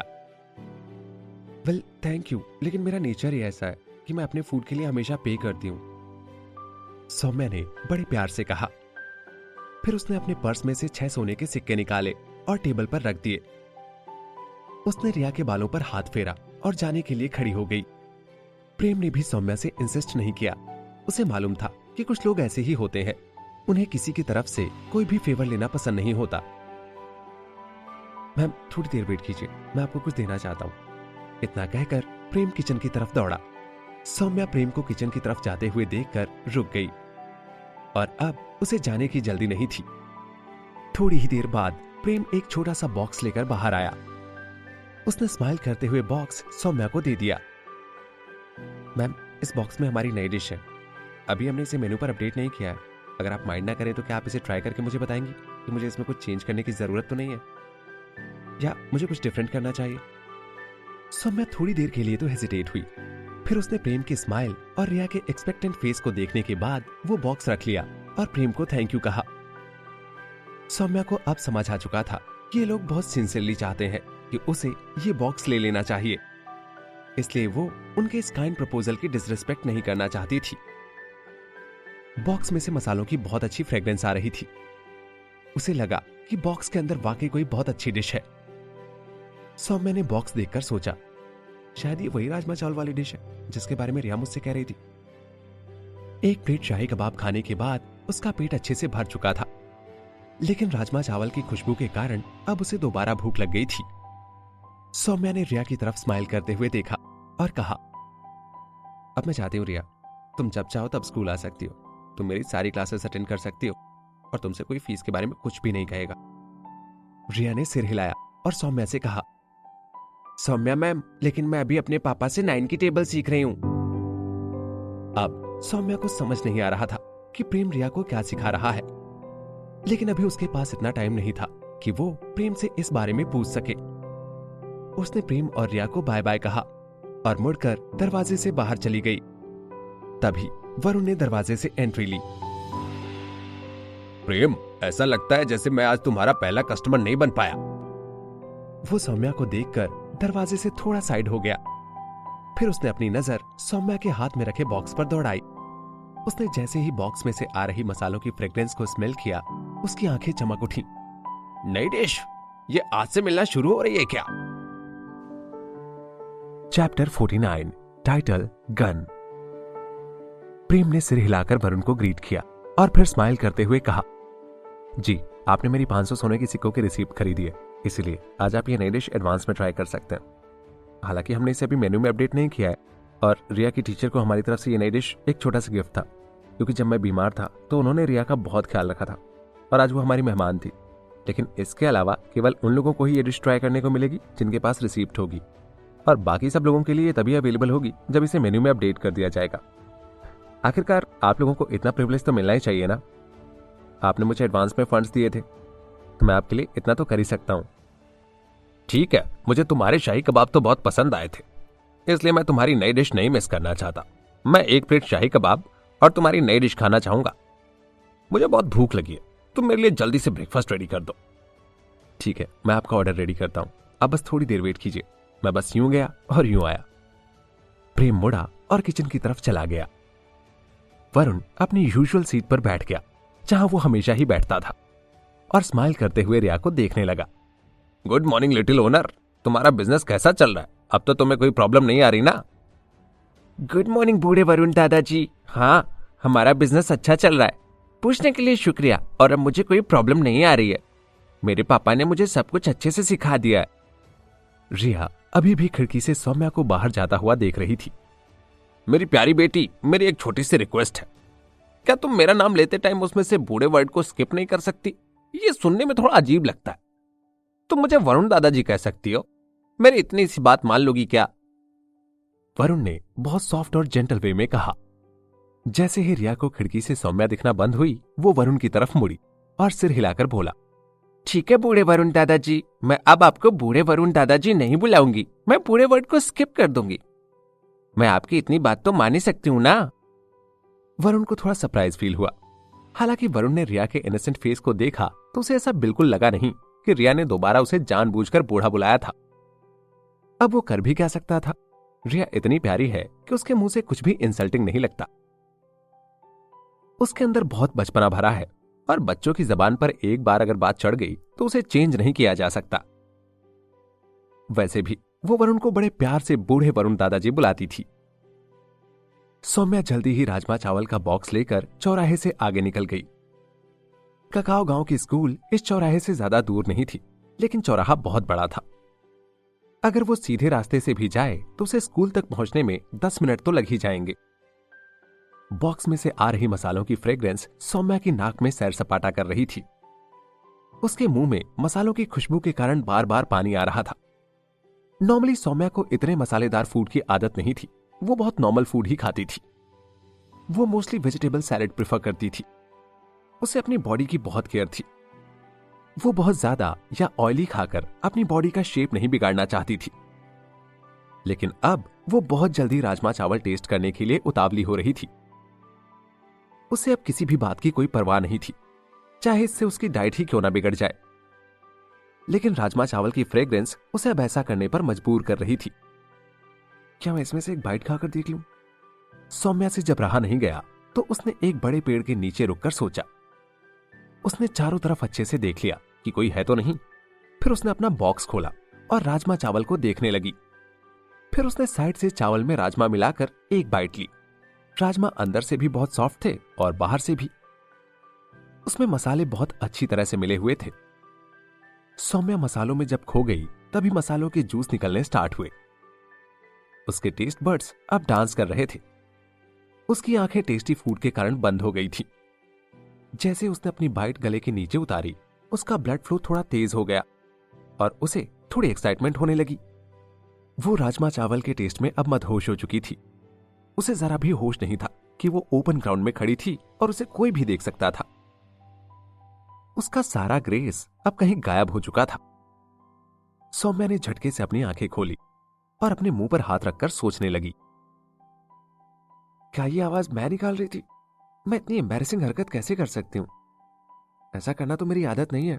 मैं अपने सारे एटिकेट्स अचानक से भूल कैसे गई? उसने अपने चारों तरफ ध्यान से देखा, लेकिन अभी वहां कोई भी नहीं था जो उसे देख रहा हो। वो अब थोड़ा रिलैक्स्ड हो गई। फिर जब दोबारा से उसने अपने राजमा चावल की तरफ देखा तो उसे अब बिल्कुल भी समझ नहीं आ रहा था कि वो क्या करे। राजमा चावल बहुत डिलीशियस थे। उसे पता भी नहीं था कि इनमें कौन कौन से इंग्रेडिएंट्स का इस्तेमाल किया गया है, लेकिन इसमें जो भी डाला गया था ये सब बहुत टेस्टी था। इनफैक्ट इतना टेस्टी कि इससे अच्छा इस दुनिया में कुछ भी नहीं था। जब से उसने राजमा चावल खाया था तब से उसका ब्लड फ्लो काफी बढ़ चुका था। उसे अंदर ही अंदर बहुत एक्साइटमेंट हो रही थी। शायद इसीलिए वो सब कुछ भूल चुकी थी। अब सौम्या खुद को काफी लकी फील कर रही थी कि उसने ये राजमा चावल रेस्टोरेंट में ट्राई करके नहीं देखे थे। अगर उसने ऐसी ही हरकत प्रेम के सामने की होती तो सौम्या के लिए ये थोड़ा ऑकवर्ड हो जाता। वो एक टीचर थी और टीचर को ये चीजें शोभा नहीं देती। क्या मुझे ये अभी खा लेने चाहिए? अब सौम्या को कुछ भी समझ नहीं आ रहा था। उसका ब्लड फ्लो अब थोड़ा स्टेबल हो रहा था। अब वो बिल्कुल भी अनकंफर्टेबल नहीं थी। शाही कबाब की रिलैक्स करने वाली फील और राजमा चावल की एक्साइट करने वाली फील के बीच अब सौम्या का चेहरा बिल्कुल लाल हो चुका था। उसने तभी सोचा, अगर मैंने ये पूरे राजमा चावल खा लिए तो यही फील पूरे टाइम बनी रहेगी, तो शायद पूरा दिन ही मेरा चेहरा ऐसे लाल रहने वाला है। अब आखिर मैं क्या करूं? मुझे कुछ भी समझ नहीं आ रहा। मैं खुद को राजमा चावल खाने से रोक भी तो नहीं पा रही ना। मसालों की स्मेल इतनी अच्छी थी कि सौम्या बस इसी फीलिंग के बारे में सोच रही थी जो उसने अभी अभी एक्सपीरियंस किए थे। उसने फिर ज्यादा ना सोचते हुए एक बाइट राजमा चावल और खाए। ये वाकई कमाल के हैं, सौम्या ने बहुत सिंसियर होकर कहा। अब उसने बॉक्स में से पूरे राजमा चावल खा लिए थे और वो अपने होठ लिख कर रही थी। ये सुबह शायद सौम्या की सबसे यादगार सुबह थी, क्योंकि आज उसने एक साथ दो टेस्टी डिश खाए थे और ये दोनों ही डिशेस प्रेम ने बनाई थी। अब धीरे धीरे सौम्या का ब्लड फ्लो और भी स्टेबल हो रहा था। साथ ही साथ उसका लाल चेहरा अब नॉर्मल होने लगा था। ये बिल्कुल वैसा ही था जैसे बहुत ज्यादा एक्सरसाइज करने के कारण चेहरा लाल हो जाता है। वो अब बहुत एनर्जेटिक फील कर रही थी और उसे बिल्कुल भी नींद नहीं आ रही थी, जबकि उसने ब्रेकफास्ट के अलावा और कुछ भी नहीं खाया था। लेकिन ये ब्रेकफास्ट इतना ज्यादा हेल्दी और एनर्जेटिक था कि इसके बाद उसे कुछ भी खाने की जरूरत नहीं थी। ये तो वाकई में बहुत मैजिकल है। क्या रिया के पापा कोई मजिशियन है? अगर उन्होंने अपनी पावर से ऐसा किया है तो वाकई में वो एक जीनियस है। उनके पास बहुत ही शानदार कटिंग स्किल्स है और इतनी बढ़िया डिशेस बनाना सबके बस की बात भी तो नहीं है। उन्होंने इसके लिए बहुत प्रैक्टिस की होगी शायद, सौम्या अपने मन में सोच रही थी। जब वो बॉक्स फेंकने ही वाली थी तभी उसने बॉक्स के साथ रखे टिश्यू पेपर की तरफ देखा। टिश्यू पर रिया की ड्राइंग देखकर वो सोच में पड़ गई। वो समझ चुकी थी कि ये रिया का ही फेस है। ककाओ गांव में मर्चेंडाइज पर स्पेशल ट्रेडमार्क होना बहुत कॉमन बात थी। बिजनेसमैन कस्टमर्स को अपने प्रोडक्ट्स हमेशा याद रखवाने के लिए अलग अलग तरीके ट्राई करते रहते थे, लेकिन अभी तक किसी ने भी अपनी आधी बौनी लड़की को ट्रेडमार्क के तौर पर यूज नहीं किया था, क्योंकि शायद इससे कुछ परेशानी हो सकती थी। अभी भी कुछ लोग ऐसे थे जो दो अलग अलग स्पीशीज से पैदा हुए लोगों के साथ बहुत रेसिज्म करते थे। कहीं ना कहीं उन्हें यह लगता था कि ये लोग प्योर ब्लड नहीं है और हम इनसे अच्छे हैं क्योंकि हम प्योर ब्लड के हैं और एक ही स्पीशी के पेरेंट्स से पैदा हुए हैं। प्रेम ने जिस हिसाब से अपनी बेटी को ट्रेडमार्क के तौर पर इस्तेमाल किया है, इससे उसे काफी परेशानी फेस करनी पड़ सकती है। ऐसे हाफ ब्लड वाले लोगों को ककाओ गांव में बहुत बुली किया जाता है।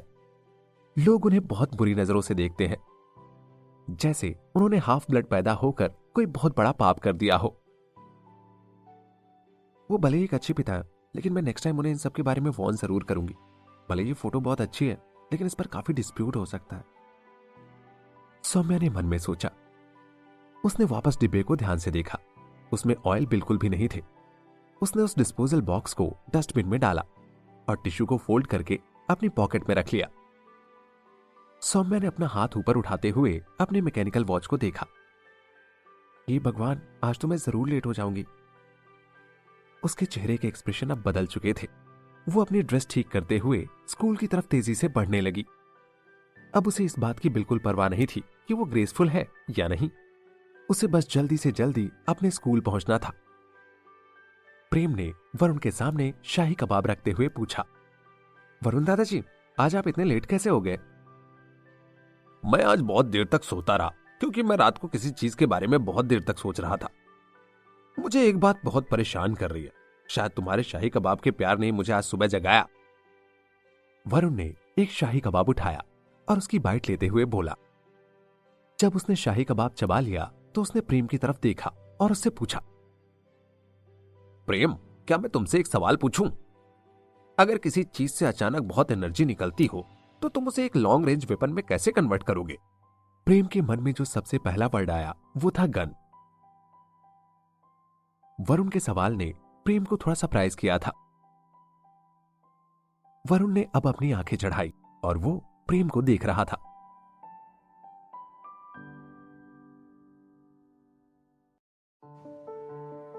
Chapter 50 title air defence missile. इस दुनिया में अभी मैजिक और तलवार ही इस्तेमाल की जाती हैं और यहां अभी गन एग्जिस्ट नहीं करती। उसने जब महेंद्र की यादों में झांक कर देखा तो उसे पता चला कि यहां फायरवर्क्स भी अभी बस पैलेस में ही यूज किए जाते हैं, वो भी किसी खास त्योहार पर लोगों को बेस्ट विशेस देने के लिए। कुछ लोग अपनी मेथड्स और रेसिपीज को बिल्कुल सीक्रेट रखते हैं, वो आम लोगों के बीच में आते जाते तक नहीं, जिससे उनके सीक्रेट्स कभी बाहर ना जाए। इसलिए अब प्रेम को समझ नहीं आ रहा था कि वरुण किस बारे में बात कर रहा है। प्रेम ने क्यूरियस होकर वरुण से पूछा। वरुण ने प्रेम की तरफ देखा और वो थोड़ा हेजिटेट हुआ। फिर उसने अपना फोक नीचे रखा और हाथ से इशारे करके बताने लगा, मैं कुछ ऐसी एनर्जी की बात कर रहा हूं कि जिसमें एक छोटी सी स्पार्क के कांटेक्ट में आने से एक बड़ी फायरबॉल एक्सप्लोड हो सके। प्रेम की आंखें अब तन चुकी थी और उसने सोचा, ये तो एक्सप्लोजिव की बात कर रहा है।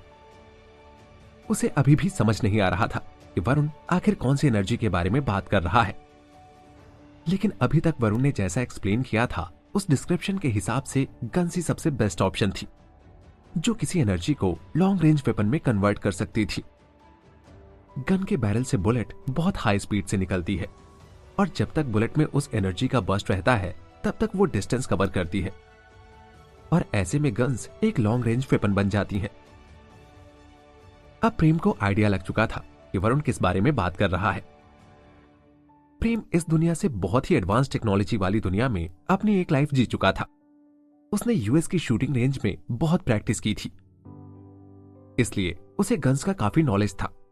वो गन्स को डिसअसेंबल करने में बहुत तेज था, इतना तेज कि वो अपने पापा के बॉडीगार्ड से भी जल्दी गन्स को डिसअसेंबल कर लेता था।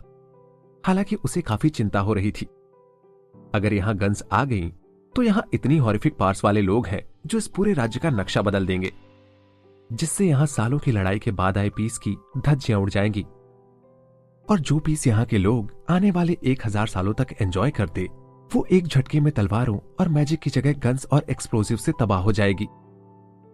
यहां इंसानों की संख्या सबसे ज्यादा है और अगर उन्होंने गन्स बनाने में और चलाने में अपने स्किल्स डेवलप कर लिए तो उनकी स्ट्रेंथ एकदम पीक पर पहुंच जाएगी। इसके बाद वो वॉरियर्स और मजिशियन से भी ज्यादा पावरफुल हो जाएंगे। इस राज्य का पूरा बैलेंस फिर से बिगड़ जाएगा और स्पीशीज के बीच छिड़ने वाली नई लड़ाई से पूरे राज्य का खात्मा हो सकता है। अब क्योंकि प्रेम के पास रिया थी, तो प्रेम इस दुनिया में हमेशा के लिए बस पीस चाहता था। गन्स एक तरह से भानुमति के पिटारे जैसी होती हैं। अगर गन्स यहां आई तो उससे होने वाली तबाही नहीं रोकी जा सकती, इसलिए प्रेम इस दुनिया में गन्स नहीं आने देना चाहता था। प्रेम के इंटेंशन वरुण को किसी भी टाइप की हेल्प प्रोवाइड करने के नहीं थे। प्रेम ने बहुत क्यूरियोसिटी के साथ वरुण से पूछा, आप इस पार से करना क्या चाहते हैं? मैं राक्षसों को मारना चाहता हूं। वरुण ने प्रेम की आंखों में देखकर बहुत सीरियसली कहा, लेकिन राक्षसों ने आपका क्या बिगाड़ा है जो आप उनकी जान लेना चाहते हैं? उन्हें भी तो जीने का राइट है ना? क्या उनके बच्चे आपको क्यूट नहीं लगते? हमें किसी को मारना नहीं चाहिए, ये बहुत बुरे लोगों का काम है और हम लोग बुरे नहीं है, आप भी नहीं है, प्रेम ने वरुण से कहा। तभी रिया ने विक्रम के बारे में सोचा, हमारे रेस्टोरेंट में जो अभी यंग मैन आया था वो भी राक्षसों को मारना चाहता था, अब बूढ़े दादाजी भी राक्षसों को मारना चाहते हैं। आखिरकार ये राक्षस होते क्या है और सब लोग उन्हें मारना क्यों चाहते हैं? उन्होंने इन सब का क्या बिगाड़ा है? प्रेम को वरुण की बात सुनकर थोड़ा सरप्राइज हुआ। विक्रम के पास गधे को छोड़कर वो सभी चीजें थी जिससे वो राक्षसों को मार सकता था। उसके पास तलवार थी, उसके पास कवच था और उसमें एक योद्धा का खून था। लेकिन यही बात वरुण के मुंह से सुनने में बहुत अजीब लग रही थी। अगर सामने बैठा आदमी थोड़ा सीरियस लुक ना दे रहा होता तो प्रेम उसे देखकर हंस भी सकता था। ये इतनी अजीब बात थी कि प्रेम को अंदर से बहुत हंसी आ रही थी। तुम्हें लगता है कि मैं मजाक कर रहा हूं? खैर ठीक है, मैं भी तुम्हारी बातों से एग्री करता हूं। वरुण ने हंसकर बात टाल दी। जब प्रेम को भरोसा हो गया कि ये बात जोक से ज्यादा और कुछ भी नहीं थी, तभी वरुण ने अपनी मुट्ठी बांधी और कहा, लेकिन शायद यही एक बात है जो मुझे जिंदा रखती है और मैं अपना हैमर चला सकता हूं। मेरे अंदर ये फीलिंग हमेशा बनी रहनी चाहिए। जब मैं 30 साल का था तो एक राक्षस ने मेरे पापा को मार डाला था और अभी भी वो यहां जिंदा घूम रहा है। वो और भी लोगों की जान ले रहा है। अगर मैंने उस राक्षस को अपने हाथों से नहीं मारा तो मुझे लगता है मुझे मरने के बाद भी शांति नहीं मिलेगी। लेकिन मेरे पास महान महेंद्र प्रताप के जैसे कोई स्किल्स भी तो नहीं है कि मैं राक्षसों को मार पाऊं। महेंद्र के तो स्किल्स ही अलग थे, इसलिए मुझे कोई अपना तरीका डेवलप करना होगा। अभी मैं इस बड़ी प्रॉब्लम से जूझ रहा हूं, और अगर मैंने इस प्रॉब्लम को दूर नहीं किया तो मैंने अभी तक जो कुछ भी किया है वो सब मिट्टी में मिल जाएगा। अब प्रेम को मिक्स्ड फीलिंग्स आ रही थी। एक तरफ वरुण मुट्ठी बांधे था और दूसरी तरफ वो अपना माथा पीट रहा था। विक्रम राक्षसों को मारना चाहता था ताकि वो खुद को प्रूव कर सके और सबसे महान होने का टाइटल जीत सके, जबकि वरुण अपने पापा की मौत का रिवेंज लेना चाहता था। ये दोनों एक ही चीज करना चाहते थे, लेकिन इन दोनों के मोटिव्स बिल्कुल अलग थे। मुझे आपके पापा के बारे में सुनकर बहुत दुख हुआ, प्रेम ने भारी मन के साथ वरुण से कहा। लेकिन वो अभी भी वरुण की हेल्प करके इस पूरे राज्य को जलता नहीं देख सकता था। लेकिन वरुण की ट्रेजेडी ने प्रेम को थोड़ा सा वार्न कर दिया था। ये दुनिया जितनी सेफ और पीसफुल दिखती है उतनी असल में है नहीं। यहां आए दिन दंगे फसाद होते रहते हैं और बची हुई कसर को राक्षस पूरी कर देते हैं। यहां भले ही देवी मंदिर वालों की सरकार थी, लेकिन अगर राक्षस आ जाए तो रिया और प्रेम अपने आप को भला कैसे बचा पाएंगे। प्रेम ने मन ही मन सिस्टम से पूछा, सिस्टम, क्या तुम ऐसा एयर डिफेंस मिसाइल बेचते हो जिसमें ऑटोमेटिक ट्रैकिंग सिस्टम हो? मैं आपको एक बात साफ कर देना चाहता हूं, मैं ऐसी कोई भी चीज नहीं बेचता जिससे इस दुनिया का लॉ एंड ऑर्डर खराब हो। ये पहली बार था जब सिस्टम ने इतनी अजीब टोन में कोई रिप्लाई दिया था। लेकिन मैं तुम्हें अश्योर करता हूं कि मुझे भी पीस पसंद है। मैं भी इस दुनिया को जलते हुए नहीं देखना चाहता। मुझे जब तक बहुत इमरजेंसी नहीं होगी तब तक मैं उसका इस्तेमाल भी नहीं करूंगा, और मैं इस बात की गारंटी देता हूं। प्रेम ने बहुत काम होकर सिस्टम को समझाया। अब तुम खुद सोचो, क्या होगा अगर कोई राक्षस पागल होकर इस रेस्टोरेंट पर हमला कर दे? मैं भी वरुण के पापा जैसा ही मारा जाऊंगा, और मेरे मर जाने के बाद मैं तुम्हारे किस काम का बचूंगा? और फिर तुम्हारे इस कुकिंग के बादशाह का क्या होगा? प्रेम ने सिस्टम से कहा। सिस्टम थोड़ी देर तक एकदम साइलेंट रहा और फिर थोड़ी देर बाद समझाते हुए बोला, आप एयर डिफेंस मिसाइल अफोर्ड नहीं कर सकते। ये खरीदना आपके बस की बात नहीं है, ये काफी महंगी है। इस सिस्टम ने कितनी जल्दी पलटी मार दी। मैंने तो सोचा था कि इस बार ये अपनी बात पर टिका रहेगा, लेकिन ये बहुत गिरा हुआ है। अब मुझे इससे चिढ़ सी होने लगी है। प्रेम ने अपने मन में सोचा। प्रेम को अब समझ आ चुका था कि उसे एयर डिफेंस मिसाइल मिल तो सकती है, लेकिन उसके लिए उसे एक भारी कीमत चुकानी होगी जिसे वो अभी अफोर्ड नहीं कर सकता। जब मेरे पास काफी पैसा होगा तो मैं अपनी पूरी छत पर बहुत सारी मिसाइल्स लगाऊंगा। अगर कोई राक्षस मेरे रेस्टोरेंट को कुछ भी करने का सोचेगा तो उसे एक मिसाइल मारकर ढेर कर दूंगा। और जिस राक्षस ने वरुण के पापा को मारा है, अगर वो वापस इस गांव में आता है तो मैं वरुण को भी एक मिसाइल भेज दूंगा। वरुण एक बड़े मकसद का पीछा कर रहा है। इतने सालों से बस उसका एक ही गोल है, उसे अपने पिता की मौत का बदला लेना है, और अभी तक उसने इसके लिए बहुत सारे पैसे भी इकट्ठे किए होंगे। वैसे भी उसे एक हथियार बनाने के 1000 सोने के सिक्के मिलते हैं, और यहां ये पैसे कमाने के सबसे आसान तरीकों में से एक है। प्रेम ने वरुण से जो आखिरी बात कही थी, उसके बाद वरुण उसे थोड़ी देर तक देखता रहा, फिर बोला, कोई बात नहीं, वैसे भी मैंने ये बात सालों से किसी के साथ शेयर नहीं की थी। बस मैं अपने अंदर का बोझ हल्का करना चाहता था, जिससे मैं इस रेस्टोरेंट में और भी कंफर्टेबल फील कर सकूं। फिर वापस वरुण के चेहरे पर मुस्कान आ गई और उसने फिर से अपना फोक उठाकर शाही कबाब खाना शुरू कर दिया था। प्रेम ने थोड़ी देर तक वरुण को देखा और फिर मुड़कर किचन की तरफ चला गया। अब प्रेम अपना फैसला नहीं चेंज करने वाला था। उसे अपने और रिया के प्रोटेक्शन के लिए एयर डिफेंस मिसाइल्स खरीदनी ही थी। इस दुनिया में राक्षसों को मारने के लिए गन्स की जरूरत नहीं थी। महेंद्र अपने घोड़े पर बैठकर अपनी तलवार से ही कितने राक्षस मार देता था। अरे प्रेम, क्या आज नई डिश रेडी हो चुकी है? जब प्रेम अपने किचन के डोर तक पहुंचा तभी हर्ष की आवाज आई। उसने अपनी आवाज बहुत धीमी रखने की कोशिश की, लेकिन फिर भी वो बहुत तेज थी। तेज आवाज वाले अंकल, ठीक से बात करो और इतना तेज मत बोलो। रिया ने थोड़ा चिढ़कर हर्ष की तरफ देखा। हर्ष ने तुरंत सिर हिलाकर कहा, अरे हाँ हाँ, माफ करना। हर्ष इतना एक्साइटेड था कि वो रेस्टोरेंट के रूल्स भूल चुका था। वो रिया की तरफ देखकर थोड़ा सा सहम गया। प्रेम ने हर्ष को देखकर स्माइल के साथ ग्रीट किया। हाँ, बिल्कुल तैयार हो चुकी है, और क्योंकि तुमने रिसीप्ट खरीदी है इसलिए तुम आज एडवांस में ही इस नई डिश को ट्राई कर सकते हो। हालांकि हमने इसे अभी मेन्यू में अपडेट नहीं किया। इसका नाम है राजमा चावल। प्रेम ने मुड़कर हर्ष और ऋतिक को देखते हुए कहा।